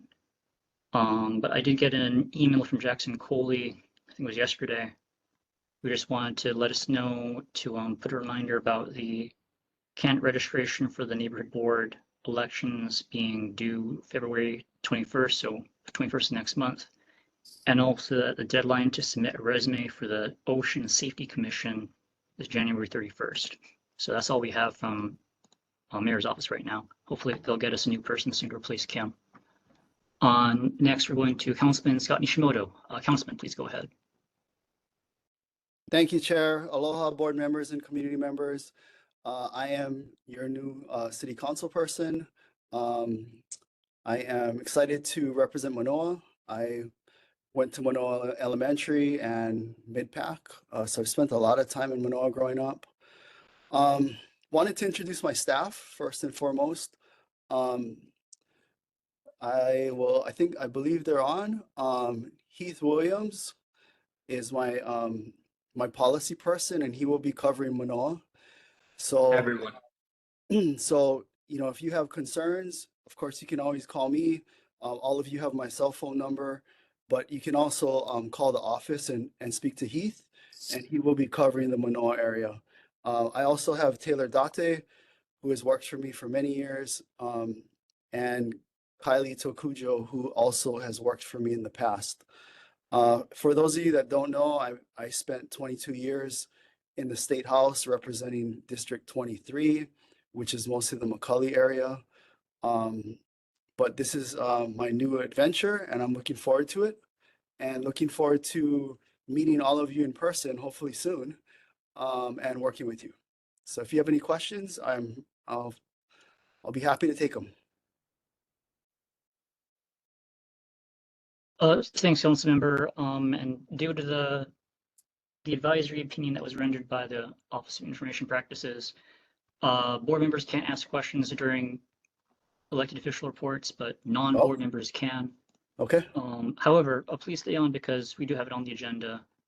An open forum to discuss legislation and make suggestions or requests to area lawmakers. So you might have stuff for that. So please stay on until the beginning of board business if you can. Okay. Sounds good. All right. Do we have any community members who had questions or anything for the councilman or his staff? Going once, going twice.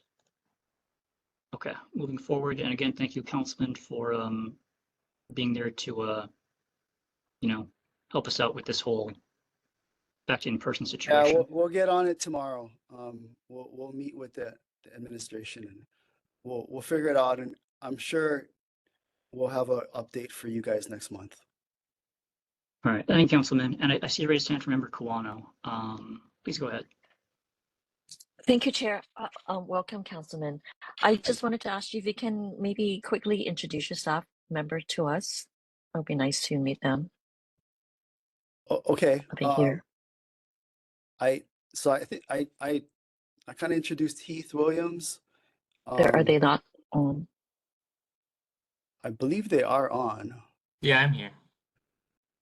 Okay, so that's Heath Williams. He's my senior policy person, and he will be covering the Manoa area. So he will be your point of contact for all things Manoa.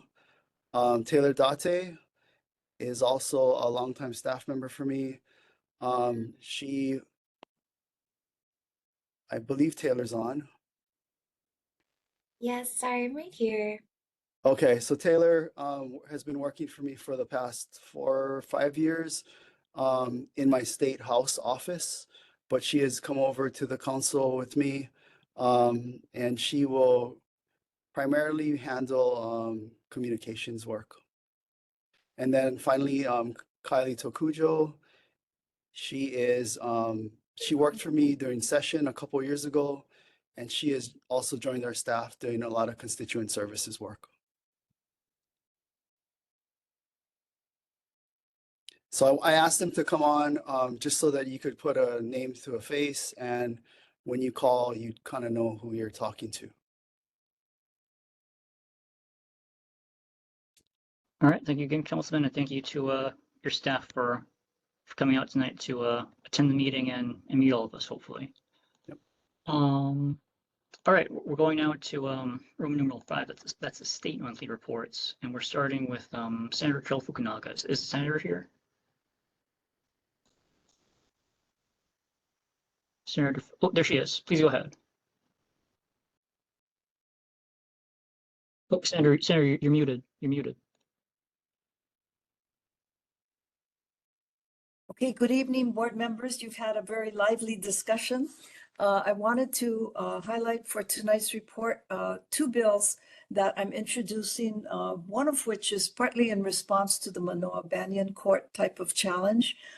This bill was really asked for by the Manoa Neighborhood Board members.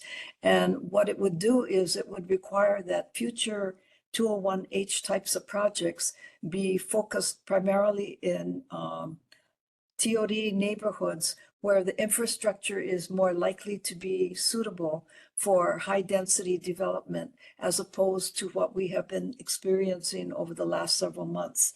So we have circulated the bills with the board members, and we look forward to working with the board after it's introduced. I've also prepared another bill which would extend the time frame for public review of 201H projects. You know, currently they only have 45 days after the point at which a resolution is introduced at the county council or HHFDC receives the application. And we've, I guess, seen in many, many instances that by the time community members find out about the project, it's pretty much, been approved by the approving agency. So as we move forward, I think there's going to be lots of opportunities for many other communities to start getting involved. So thank you for taking the lead in seeking these bills, and I'm happy to answer any questions. All right, thank you, Senator. Do we have any comment or question from members of the community? If so, please raise your hand. Oh, I see a raised hand from Member Quano. Please go ahead. Oh, Member Quano. Thank you, Chair. Okay, thank you, Chair, and thank you, Senator Fukunaga, for working on the 201H time limit. That was something I was going to bring it up for this session. I do wanted to ask you to add to one more thing, and I'm not sure exactly how it was worded, and I have to defer to you for that. Is there something where on the 201HC where they are not requiring an EIS requirement? Is that correct? I thought I heard or read about it somewhere. There's some kind of loophole where they don't have to provide an environmental assessment. It's actually a change in the Chapter 343 rules, which took effect, I believe, in 2020. So it's, been within, I'm sorry, maybe 2018 or it was in 2018. There was a change to the rules for Chapter 343. And at that time, the change meant that 201H projects were not required to conduct environmental assessments. Prior to that time, they were required to conduct them. So I think that's partly why they have become quite popular, because the review period is very short and they don't have to go through the expense of, conducting a full environmental assessment. So it's actually part of the 343 law. Okay. Would you be willing to consider revising that to have the requirement put back? Because I think that's part of the problem, where they're skipping through everything and just run to the end line without any of these safeguards that we had before for the community. Well, I support, public review and commentary, on any kinds of projects that are proposed in your neighborhood. Unfortunately, there is such a strong push for affordable housing these days that I think the change in the rule that occurred as of that time period has only accelerated the use of 201H types of affordable housing project developments. So while, I would be happy to endorse and support restoring that requirement, I had introduced legislation in 2023 that would have done something along those lines, and we were never able to get those bills heard. Okay, so you don't feel like there's the appetite to discuss that at the Senate level? I think people in the Senate are really strong advocates for affordable housing. And so, we're looking for ways that we can endorse and support affordable housing. I think that Hawaii's Thousands Friends had held a very interesting discussion with real estate developer Peter Savio several months ago. And I think some of his ideas, would be very helpful in providing faster timeframes for affordable housing without necessarily burdening individual neighborhoods. Okay. I think a lot of people support, affordable housing, but it had to be built correctly and not having a negative impacted community, which is why I wanted to ask you to consider a bill to bring back the EIS requirement. I mean, from what I've seen, there's lots of building that came up and what I read is they're not fully rented out because they're asking for too much rent or too much that nobody can afford it. So I commend the city for trying to solve that crisis, but it's not, I feel like it's not the right way just to push it through without looking at it, considering what the community will suffer the impact. So anyway, I just wanted to bring it to your attention. Thank you. Thank you. All right, thank you, Member Kawano and Senator. And we do have an open forum to discuss legislation later if there's more ideas related to bills or anything like that. I'll just call very briefly on Ellen Sophia, and then we're going to move forward to Representative Garrett. Ellen, please go ahead. Oh, thank you so much for your efforts with 201H38, Senator Fukunaga. And I wanted to clarify if that were to pass before Manoa Abandon Court, or, you know, if Manoa Abandon Court were to get to the point where it's before the city council, would it apply to Manoa Abandon Court?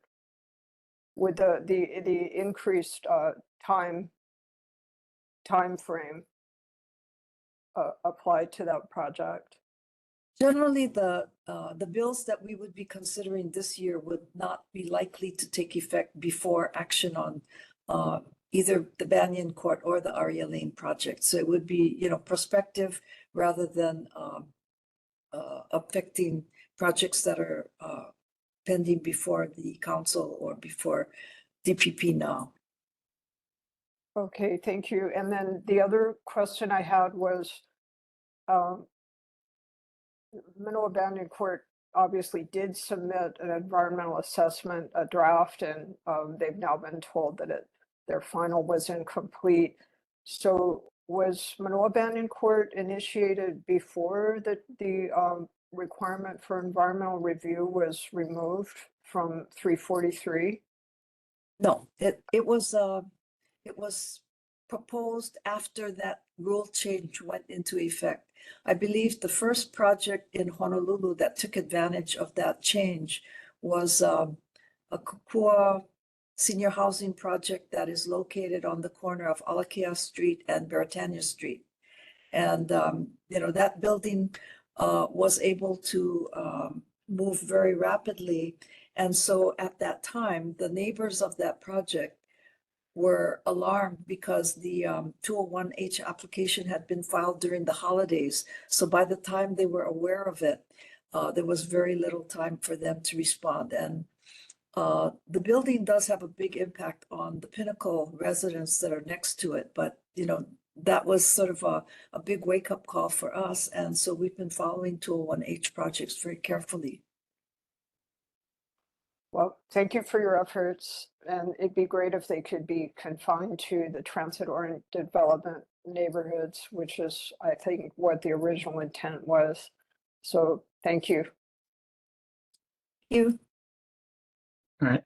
Thank you, Ellen and Senator Fukunaga. And Senator, please stick around for a little bit in case anyone has some questions for the open forum on legislation. Certainly. Next, we're going to Representative Andrew Garrett. Representative, please go ahead. All right, good evening, everyone. Happy New Year. Thanks for the opportunity to be here. We're actually a week away, believe it or not, from opening day, January 15th. Of course, I invite everyone from the community to come. I'm always excited to greet members from District 22 to our opening day festivities. Hope to see you guys next week. So this upcoming term, we did announce our leadership slate about a month or so ago, and I'm honored to be serving as the House Higher Education Committee Chair this upcoming session. Of course, we have the flagship campus of the Mānoa UH system in Mānoa. I'm a proud graduate of the school. You know, it's an exciting time since we have a new president coming. I'm hoping to spend the next couple of years trying to reset the relationship between the legislature and the UH, which hasn't been the best in years past. You know, I am kind of in learn mode right now. I've been doing a lot of site visits to the neighbor islands, visiting as many of the campuses of the system as I could, and you know, excited about the work ahead here. Just in terms of some bills that I'm planning on introducing, I'm glad Senator Fukunaga mentioned the 90-day period bill. I know this is something that our current council member, former Representative Nishimoto, has advocated for. We've been successful in getting it out of the House, but unfortunately the Senate, there has been some roadblocks there, and I think Senator alluded to some of the reasons why. But maybe the you know, didn't succeed the last 2 years. Maybe the third year will be a charm, but we'll keep pushing on that front.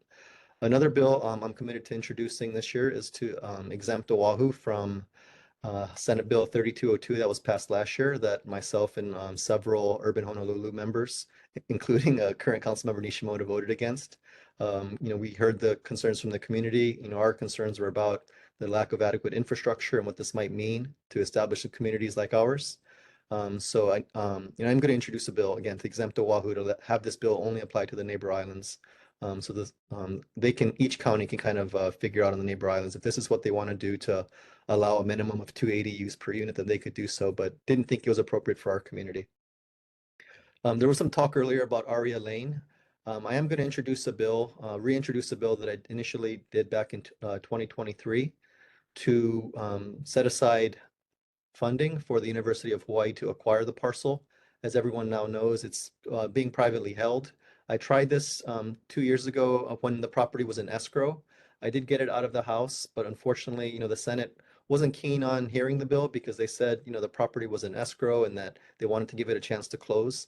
Ultimately, they were right because the property did close. But my thinking was, in the event that the property might have fallen through escrow, which had happened a couple of times in prior transactions, that the state be prepared to pounce on that opportunity. Right now, we know that the Aria Lane developer is going through her entitlement process. In the event that she hits some roadblocks or the city decides not to approve it, I want to make sure that we as a state were prepared to move in to potentially acquire it from her. So my bill that I'm drafting will give UH the bond authority to enter into a negotiation. I've heard privately that the developer may be interested in selling it to UH or another interested entity, but the price tag I've heard is way more than what she paid for it, and it just can't be justified. It's going to be way above the appraised value. But again, I'm going to introduce this bill in the hopes that if the state or if the developer does decide to put it on the market for whatever reason, that we're in a position to acquire it for UH or some other entity for much better use than the residential proposal now. I'll definitely stick around to hear about other ideas that members might have, whether from the board or from the community. In the House, we do have a bill limit in terms of the number we can introduce, but always make sure to save a few slots to hear from community folks. So just to let you know, we do have a bill introduction deadline of January 23rd, which is a few weeks away, but we do require some time to draft the appropriate bills and do the research necessary. So I'll stick around to hear the discussion, and then we'll go from there and see if we can get some work done on that. So with that, I will stop there and see if there are any questions. Thank you, Chair. Thank you, Representative. And we will have discussion on legislation very shortly, but are there any other issues that community members wanted to ask about or raise to Representative? I see a raised hand from Ellen Sofio. Is that still up from earlier or is that current? It's still up from earlier, but I'm glad. I do have a couple of questions for Representative Garrett. Thank you for reintroducing that bill. My impression, I don't know if you're free to actually disclose what kind of numbers are being talked about by the developer, probably not, but she did acquire the property for 23.5 million, and my recollection is that the appraised value by the city at the time she acquired it was 40 million. And many people, including former Governor Abercrombie, have said that they just acknowledge that this is a golden opportunity, only comes along once in every couple centuries to acquire a property like this. So I don't know, what would be considered too high, but I think eminent domain is still something that I'm hoping can be considered. And my understanding is that that involves an appraisal by the developer's appraiser and by the state. And then somehow that gets those two appraisals get resolved. So I'm hoping that that might be another option or facet to your bill that could be looked at. Oh, sorry, Ellen. Just gotta jump in for time so we can get to the rest of the agenda. But Representative, did you want to briefly respond to that? Oh, you're muted. Sorry about that rookie mistake. I would say that the number I've heard floated starts with a 4 in terms of the price that she may be willing to sell it for, as in 40 something, not 4 million, of course. All right, thank you. So what next we're going to do our last few state monthly reports. University of Hawaii Manoa updates. Elmer Kai informed me that he wouldn't be able to attend the meeting tonight, so no report from him. Do we have someone from Governor Josh Green's office? If so, please go ahead. Hi, everyone. So just a couple of quick updates from the governor's newsletter. So since the Green administration began 2 years ago, priorities have included building affordable housing, lowering the cost of living, expanding healthcare access, and investing in sustainable energy and our education system. And as mentioned earlier, officially starting next week, the Hawaii State Legislature will reconvene to collaborate on proposals that will continue to tackle the most pressing issues facing our communities. And for anyone interested, Governor Green's budget proposal is publicly available. And the budget places a high priority on housing, infrastructure, and addressing homelessness. And to learn more, you can visit budget.hawaii.gov, and I'll include the direct links for that, as well as the governor's newsletter in the chat. And I'm happy to stay on for any questions. Thank you. All right, thank you, Lacey. Do we have any questions for the governor's representative from community members? Dylan Armstrong, former Chair Dylan Armstrong, please go ahead. Thank you so much, Chair Nagaji, and thank you, Lacey, for your remarks. Governor is aware in my personal capacity, but I did want to make it clear that I also know the community sentiment on this. There is broad support, despite how online comments might make things look, for the governor to oppose Robert F. Kennedy Jr.'s anti-vax activism as a presidential-elect nominee. There are some things that I think Kennedy is rightfully concerned about in terms of our health and nutrition, but casting doubt on the greatest scientific invention of all time, saving millions of lives through public health immunizations, not the right way to go. Superstitious, backwards, awful, and will lead to a lot of needless suffering and death. And of course, the governor experienced what this kind of illiterate attitude did in American Samoa, and we don't need that here. So thank you very much, Lacey. Aloha. Thank you. All And right, I'll thanks, pass that Dylan. on to the governor's office as well. All right, thanks, Dylan, and thank you, Lacey. I see no more raised hands, so we're going to Congressman Ed Case's representative. Does Congressman Case have a representative for us tonight? Going once, going twice. Okay, I'm not seeing anyone or hearing anyone, so now going to board business. First item in board business is an open forum to discuss legislation and make suggestions or requests to area lawmakers. So if anyone had requests on policy or legislation for the senator, the representative, Councilman Nishimoto, any of them, then now's a chance to bring it up. So do we have any discussion for legislation requests or suggestions to area lawmakers? If so, please raise your hand. Going once, going twice. Okay, I guess we covered it earlier.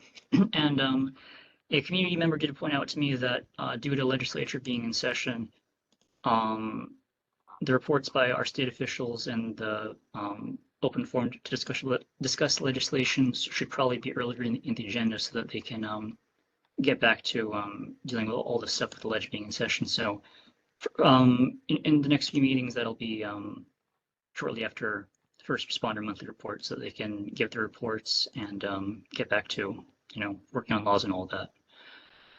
All right, next item is B, filling of vacancies. So we still have 3 vacancies in Subdistrict 4.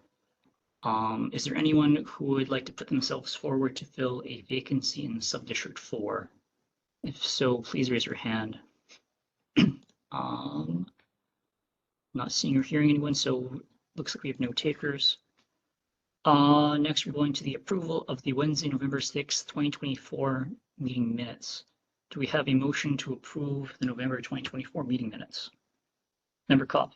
Yes, I make a motion to approve the November 2024 meetings, minutes. Second. All right, so we have a motion from Member Koff and a second from Member Moylan to approve the November 2024 meeting minutes. Do we have any discussion? Member Fukumoto? Yes, Chair. There are some errors that I'd like to point out. Oh, okay. All right, go ahead. On page 3 of 5, let's see, 1 hour, 20 minutes, 20 seconds. And then the paragraph after that, motion to adopt resolution urging legislature to adopt good government reforms. Chair Nagaji stated that this resolution was provided by Arya Juliet. Her name is Arya Juliet Castillo, Castillo. So we need to insert that into this paragraph. Her actual last name. And the same thing is true with the last the last word in this paragraph, Ms. Juliet. I would put Ms. Castillo there instead. Where do you see this one? It's a taste story already. Sorry? 3 of 5. Page 3 of 5. So the first time indication is 1 hour, 20 minutes, 20 seconds. Then there's a paragraph after that. You see that, Edson? Motion to adopt. Yep, I can see that. Thank you. Okay, second line, Arya Juliet Castillo. Castillo.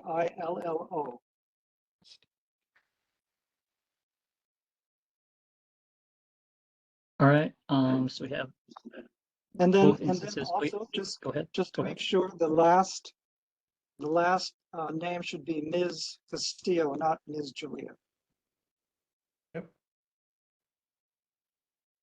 All right, thank you, Member Fukumoto. Were there any other corrections to the minutes?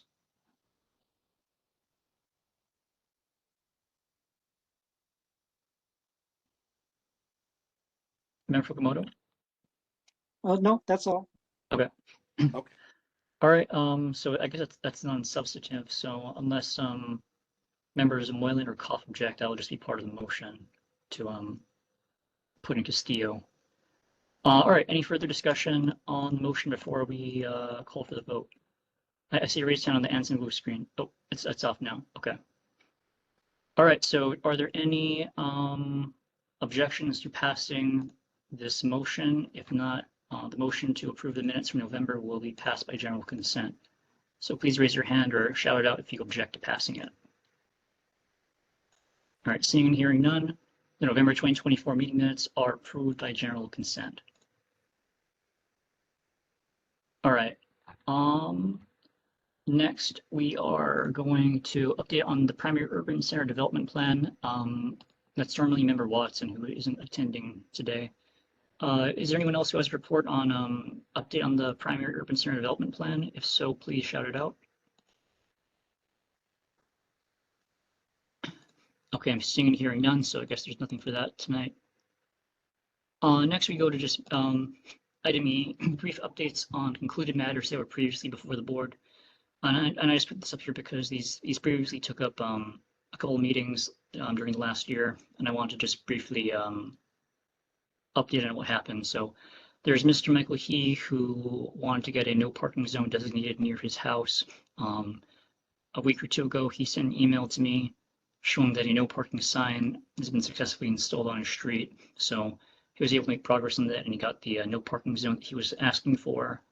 And we also, of course, sent that email that's been delivered to Department of Transportation Services, excuse me, Department of Transportation Services, asking them to clarify the language on that item for future reference.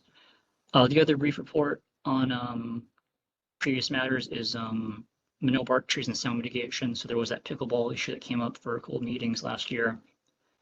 And as was mentioned during, it was either the October or November meeting, Mr. Ed Suarez and I talked to Department of Parks and Recreation about trying to get trees planted as sort of accommodation to reduce the sound disturbance. So in response to that request, young trees have been planted in Manoa Valley District Park around the tennis court areas. Approximately, the numbers I was given was 25 Ashoka trees and 50 Panax trees. And this was done by the Department of Parks and Recreation Division of Urban Forestry. The reason for it was to mitigate sound from pickleball games, but I'm also pretty happy to see trees there because for the first time that I can remember, that part of that area of the park might actually have good shade once those trees get grown out a bit. So that was just brief updates on major issues from last year that have been resolved. Any comment or question regarding any of that? Going once, going twice. Chair, I'll just let you know that those are both very vertical trees that aren't really going to branch out to provide shade, but sorry. Oh, okay. Yeah, sort of the classic hedge that you see planted between property lines around here. And Ashoka is kind of looks like it's out of a Dr. Seuss to me. It's a very vertical tree also. Yeah. Okay. Well, we tried. Anyway. Next item is a presentation. So the agenda says criminal justice policy presentation. We're not going to be getting that presentation tonight because it got canceled. They weren't able to attend, so they have asked that it be rolled to February or deferred to February. And also, for the record, they just wanted to make a correction. The agenda item says criminal justice policy presentation by ACLU of Hawaii. They wanted to clarify that the name of the presentation is Reimagining Public Safety. And the entity giving the presentation is not the ACLU of Hawaii. It is rather the Reimagining Public Safety Coalition, of which ACLU is one component.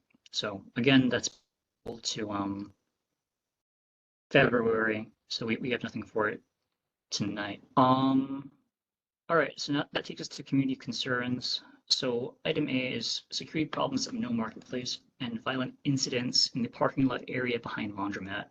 And this is in response to emails that I got last year. It was either late November or early December. There was apparently a situation where a person who has a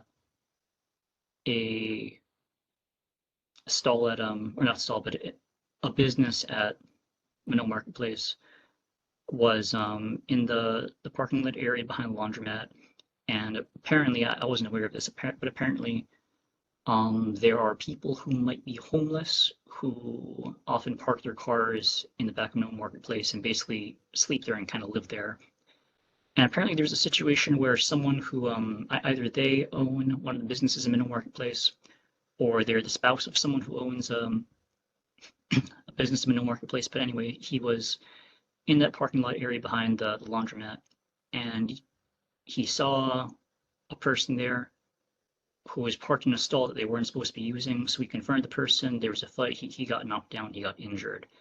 And according to the email that I received, this isn't the first time this has happened. There have been previous issues with people getting into fights with people who live and sleep in the back in that parking lot behind the laundromat. So they just wanted this to be brought up at the meeting, that this is an issue, so that people be careful about it, and this kind of thing hopefully doesn't happen again. But that's been happening, and the mayor's office has been informed. HB, I believe, has been informed, and the owners of Manoa Marketplace have also been informed. So everyone's in the loop on this. They just wanted it to also be announced at the neighborhood board meetings.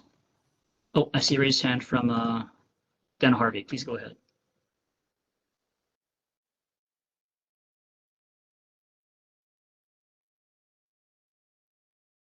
You're still muted, Dana.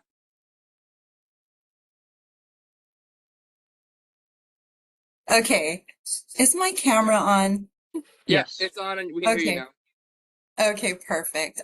So my name is Dana. I work for Alexander and Baldwin. We are the owners of Manoa Marketplace, and thank you for the opportunity, Chair Nagaji. I'm going to be really quick. I know it's been a long evening. We actually were somewhat surprised to see this on the agenda, and I did want to take the opportunity to assure you, members of the board, and the rest of the community that of course, we take safety and security very seriously. We do have 24/7 security at Manoa Marketplace, security patrol.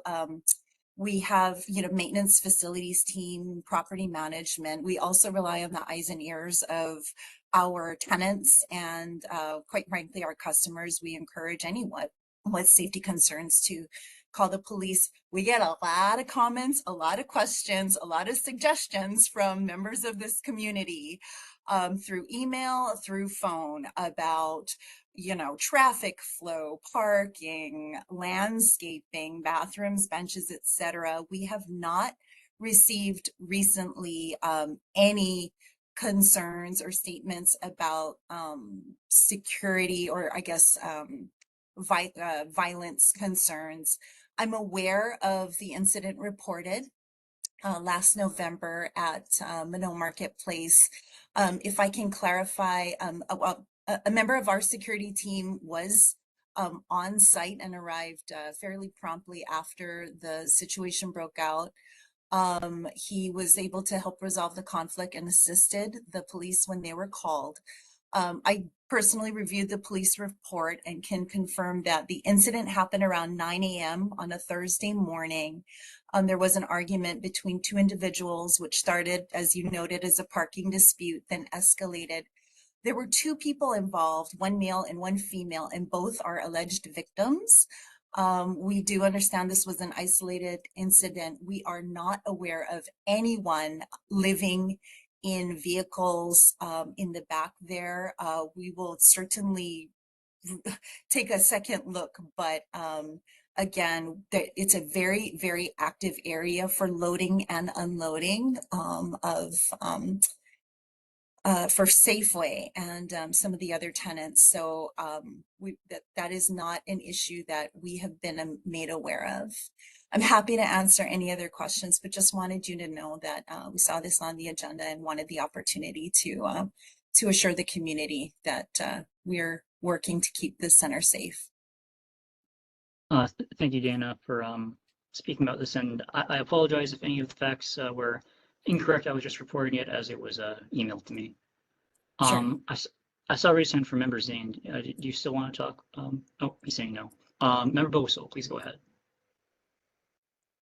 Thank you, Chair. I wanted to ask real quick, I can't count the number of times I've seen folks in the parking lot at the Manoa Marketplace who are there, and I'll be like walking around to multiple different locations and I'll pass people who are sitting and idling in their car with the air conditioner turned on, the windows closed, despite the fact that we have those lovely trees still providing nice shade. And they're sitting there sometimes for 45 minutes. I've seen some vendors do this as well, like smaller vendors or whatever, but sitting there and polluting into the parking lot. I just wondered whether you guys would consider adding signs. Maybe it won't do anything, but maybe if people realize it shouldn't be allowed, to not like sit and idle, because it's really, bad for the environment, bad for everybody to breathe who's walking around there. And to have the parking lot always seems really full over the last couple of years. And so to have multiple vehicles doing that, it's just, unhealthy. And I wondered whether you guys would consider throwing up a couple of signs that say, no, no idling. Yeah. Thank you. I think it's an excellent idea. I believe, I've seen it myself. I believe a lot of them are waiting for students, would be my guess. I don't know if this is within a certain point of the day, but, waiting for students to complete their lessons or other activities. So let me talk to property management, see if we can do that. I think that makes a lot of sense. And maybe what we can do is connect with a couple of the tenants who are more likely to have patrons or patron parents who might do those kinds of things. But yeah, that's a great idea. Thank you. Appreciate it. I've seen young kids doing it. I've seen, like I said, vendors doing it. I've seen lots of folks doing it. And again, we've got the shade. It's like one of the cooler places on the island. So to sit there with your AC running in the shade seems unnecessary to me. Thank you. All right, thank you, Member Bosel. And Member Zane has his hand up again. Please go ahead. Yeah, thank you. Really liking the new tenants and I appreciate the new look for the Mānoa Shopping Center. It's got a nice look on it. I really appreciate you guys' work on that. Quick question about like the vendors who come in for the farmers markets about 2 to 3 times a week. Is there a possibility of, I guess, expanding on it, or is it just limited to a specific number of vendors who come in regularly? We would be, I believe, open to adding maybe one more stall. The market is managed by the Hawaii Farm Bureau, but I would be happy to pass along any suggestions. They would need to apply and become members of the Farm Bureau, and also they are required to sell, 100% locally sourced fruits and vegetables, but it's what I understand is it's kind of an unusual farmers market in that it's 3 days a week and that it's long. I want to say it's like 9 to 1 or 9 to 2. So it's actually hard to find farmers who can come those 3 days a week. So Hawaii Farm Bureau has said, maybe they'll look for a Tuesday vendor, a Thursday vendor, and a Sunday vendor or something like that. But Member Zane, absolutely, I believe they'd be happy to take any suggestions as long as it's locally made or locally produced. Thank you. I just was just curious, and I appreciate the update on that. I know my family uses the farm post shops over at the farmers who visit that a lot, so it's good to know about that process. Thank you for that. Sure. All right, thank you, Member Zane. I see Ellen Sophia has a hand raised. Ellen, please go ahead. Thank you, Chair. I just wanted to, I understand your concern, Member Bosel and Dana Har about idling cars, certainly. And I'm totally supportive of taking an initiative of some kind to educate people, but I would hope that maybe we could try to get messages to the locations in the marketplace, Medici's or wherever they're waiting for their kids to come from, and have them make that suggestion, or have the marketplace put something in writing or whatever, rather than just immediately putting up a sign, because signs are ugly. And my personal preference would be that this not happen in the form of a sign. If there are other ways to go about educating the public. That's all. All right. Thank you, Ellen. Do we have any further discussion for Dana or for the issues at Mānoa Marketplace more generally with any of that? All right, seeing hearing none, we're going to the item B of community concerns, which is other concerns not otherwise stated. Are there any community concerns other than the one we just covered that anyone wants to bring up this meeting? I see Laura Ruby has a hand raised. Laura, please go ahead. Yes, just to follow up, thank you so much for your board approving the full EIS regarding the unfortunate bridge proposal across the Alawai Canal. What I want to do is follow up and encourage you all to, if you have not done it yet, sign change.org, Alawai Bridge, and that is asking for the full EIS. That would just help us with numbers and support that.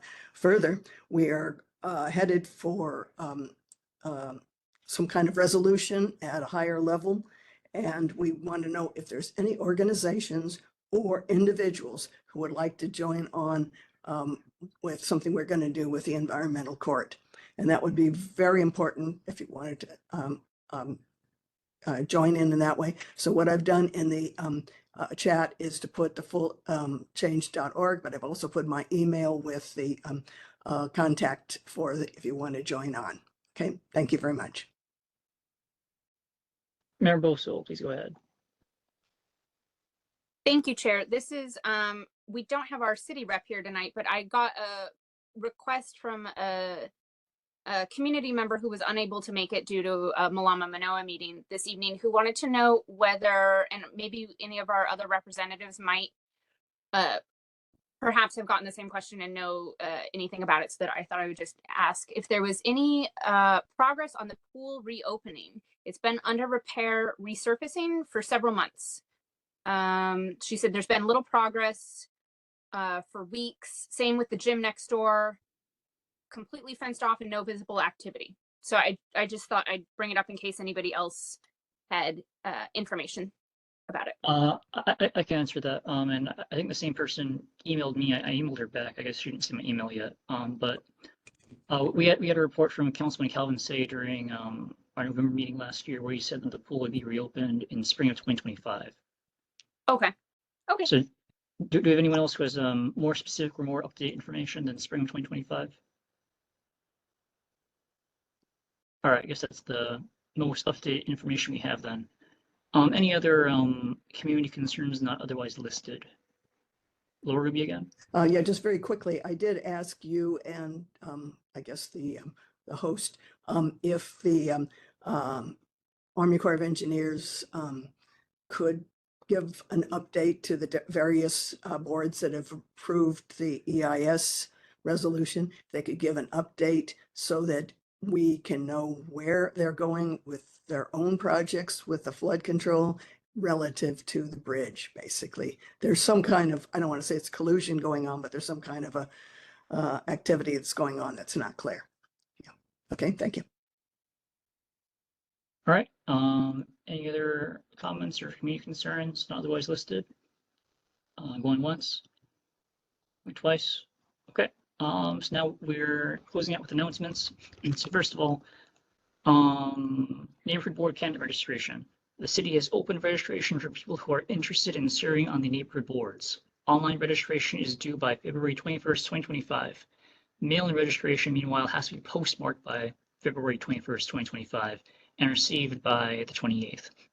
And if you go look at the agenda under announcements, there's a web link that'll take you to the place to register.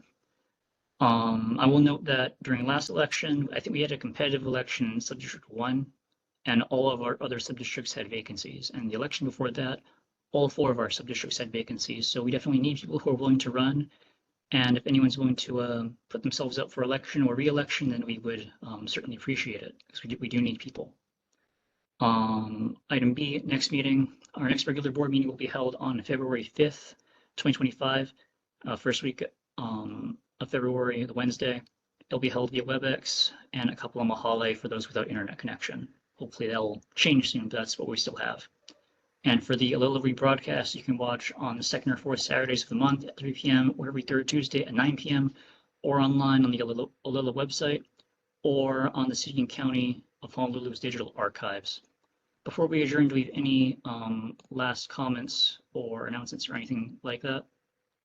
Going once? Going twice? All right, seeing and hearing none, we are adjourned. See you all next month in February. Bye, everyone.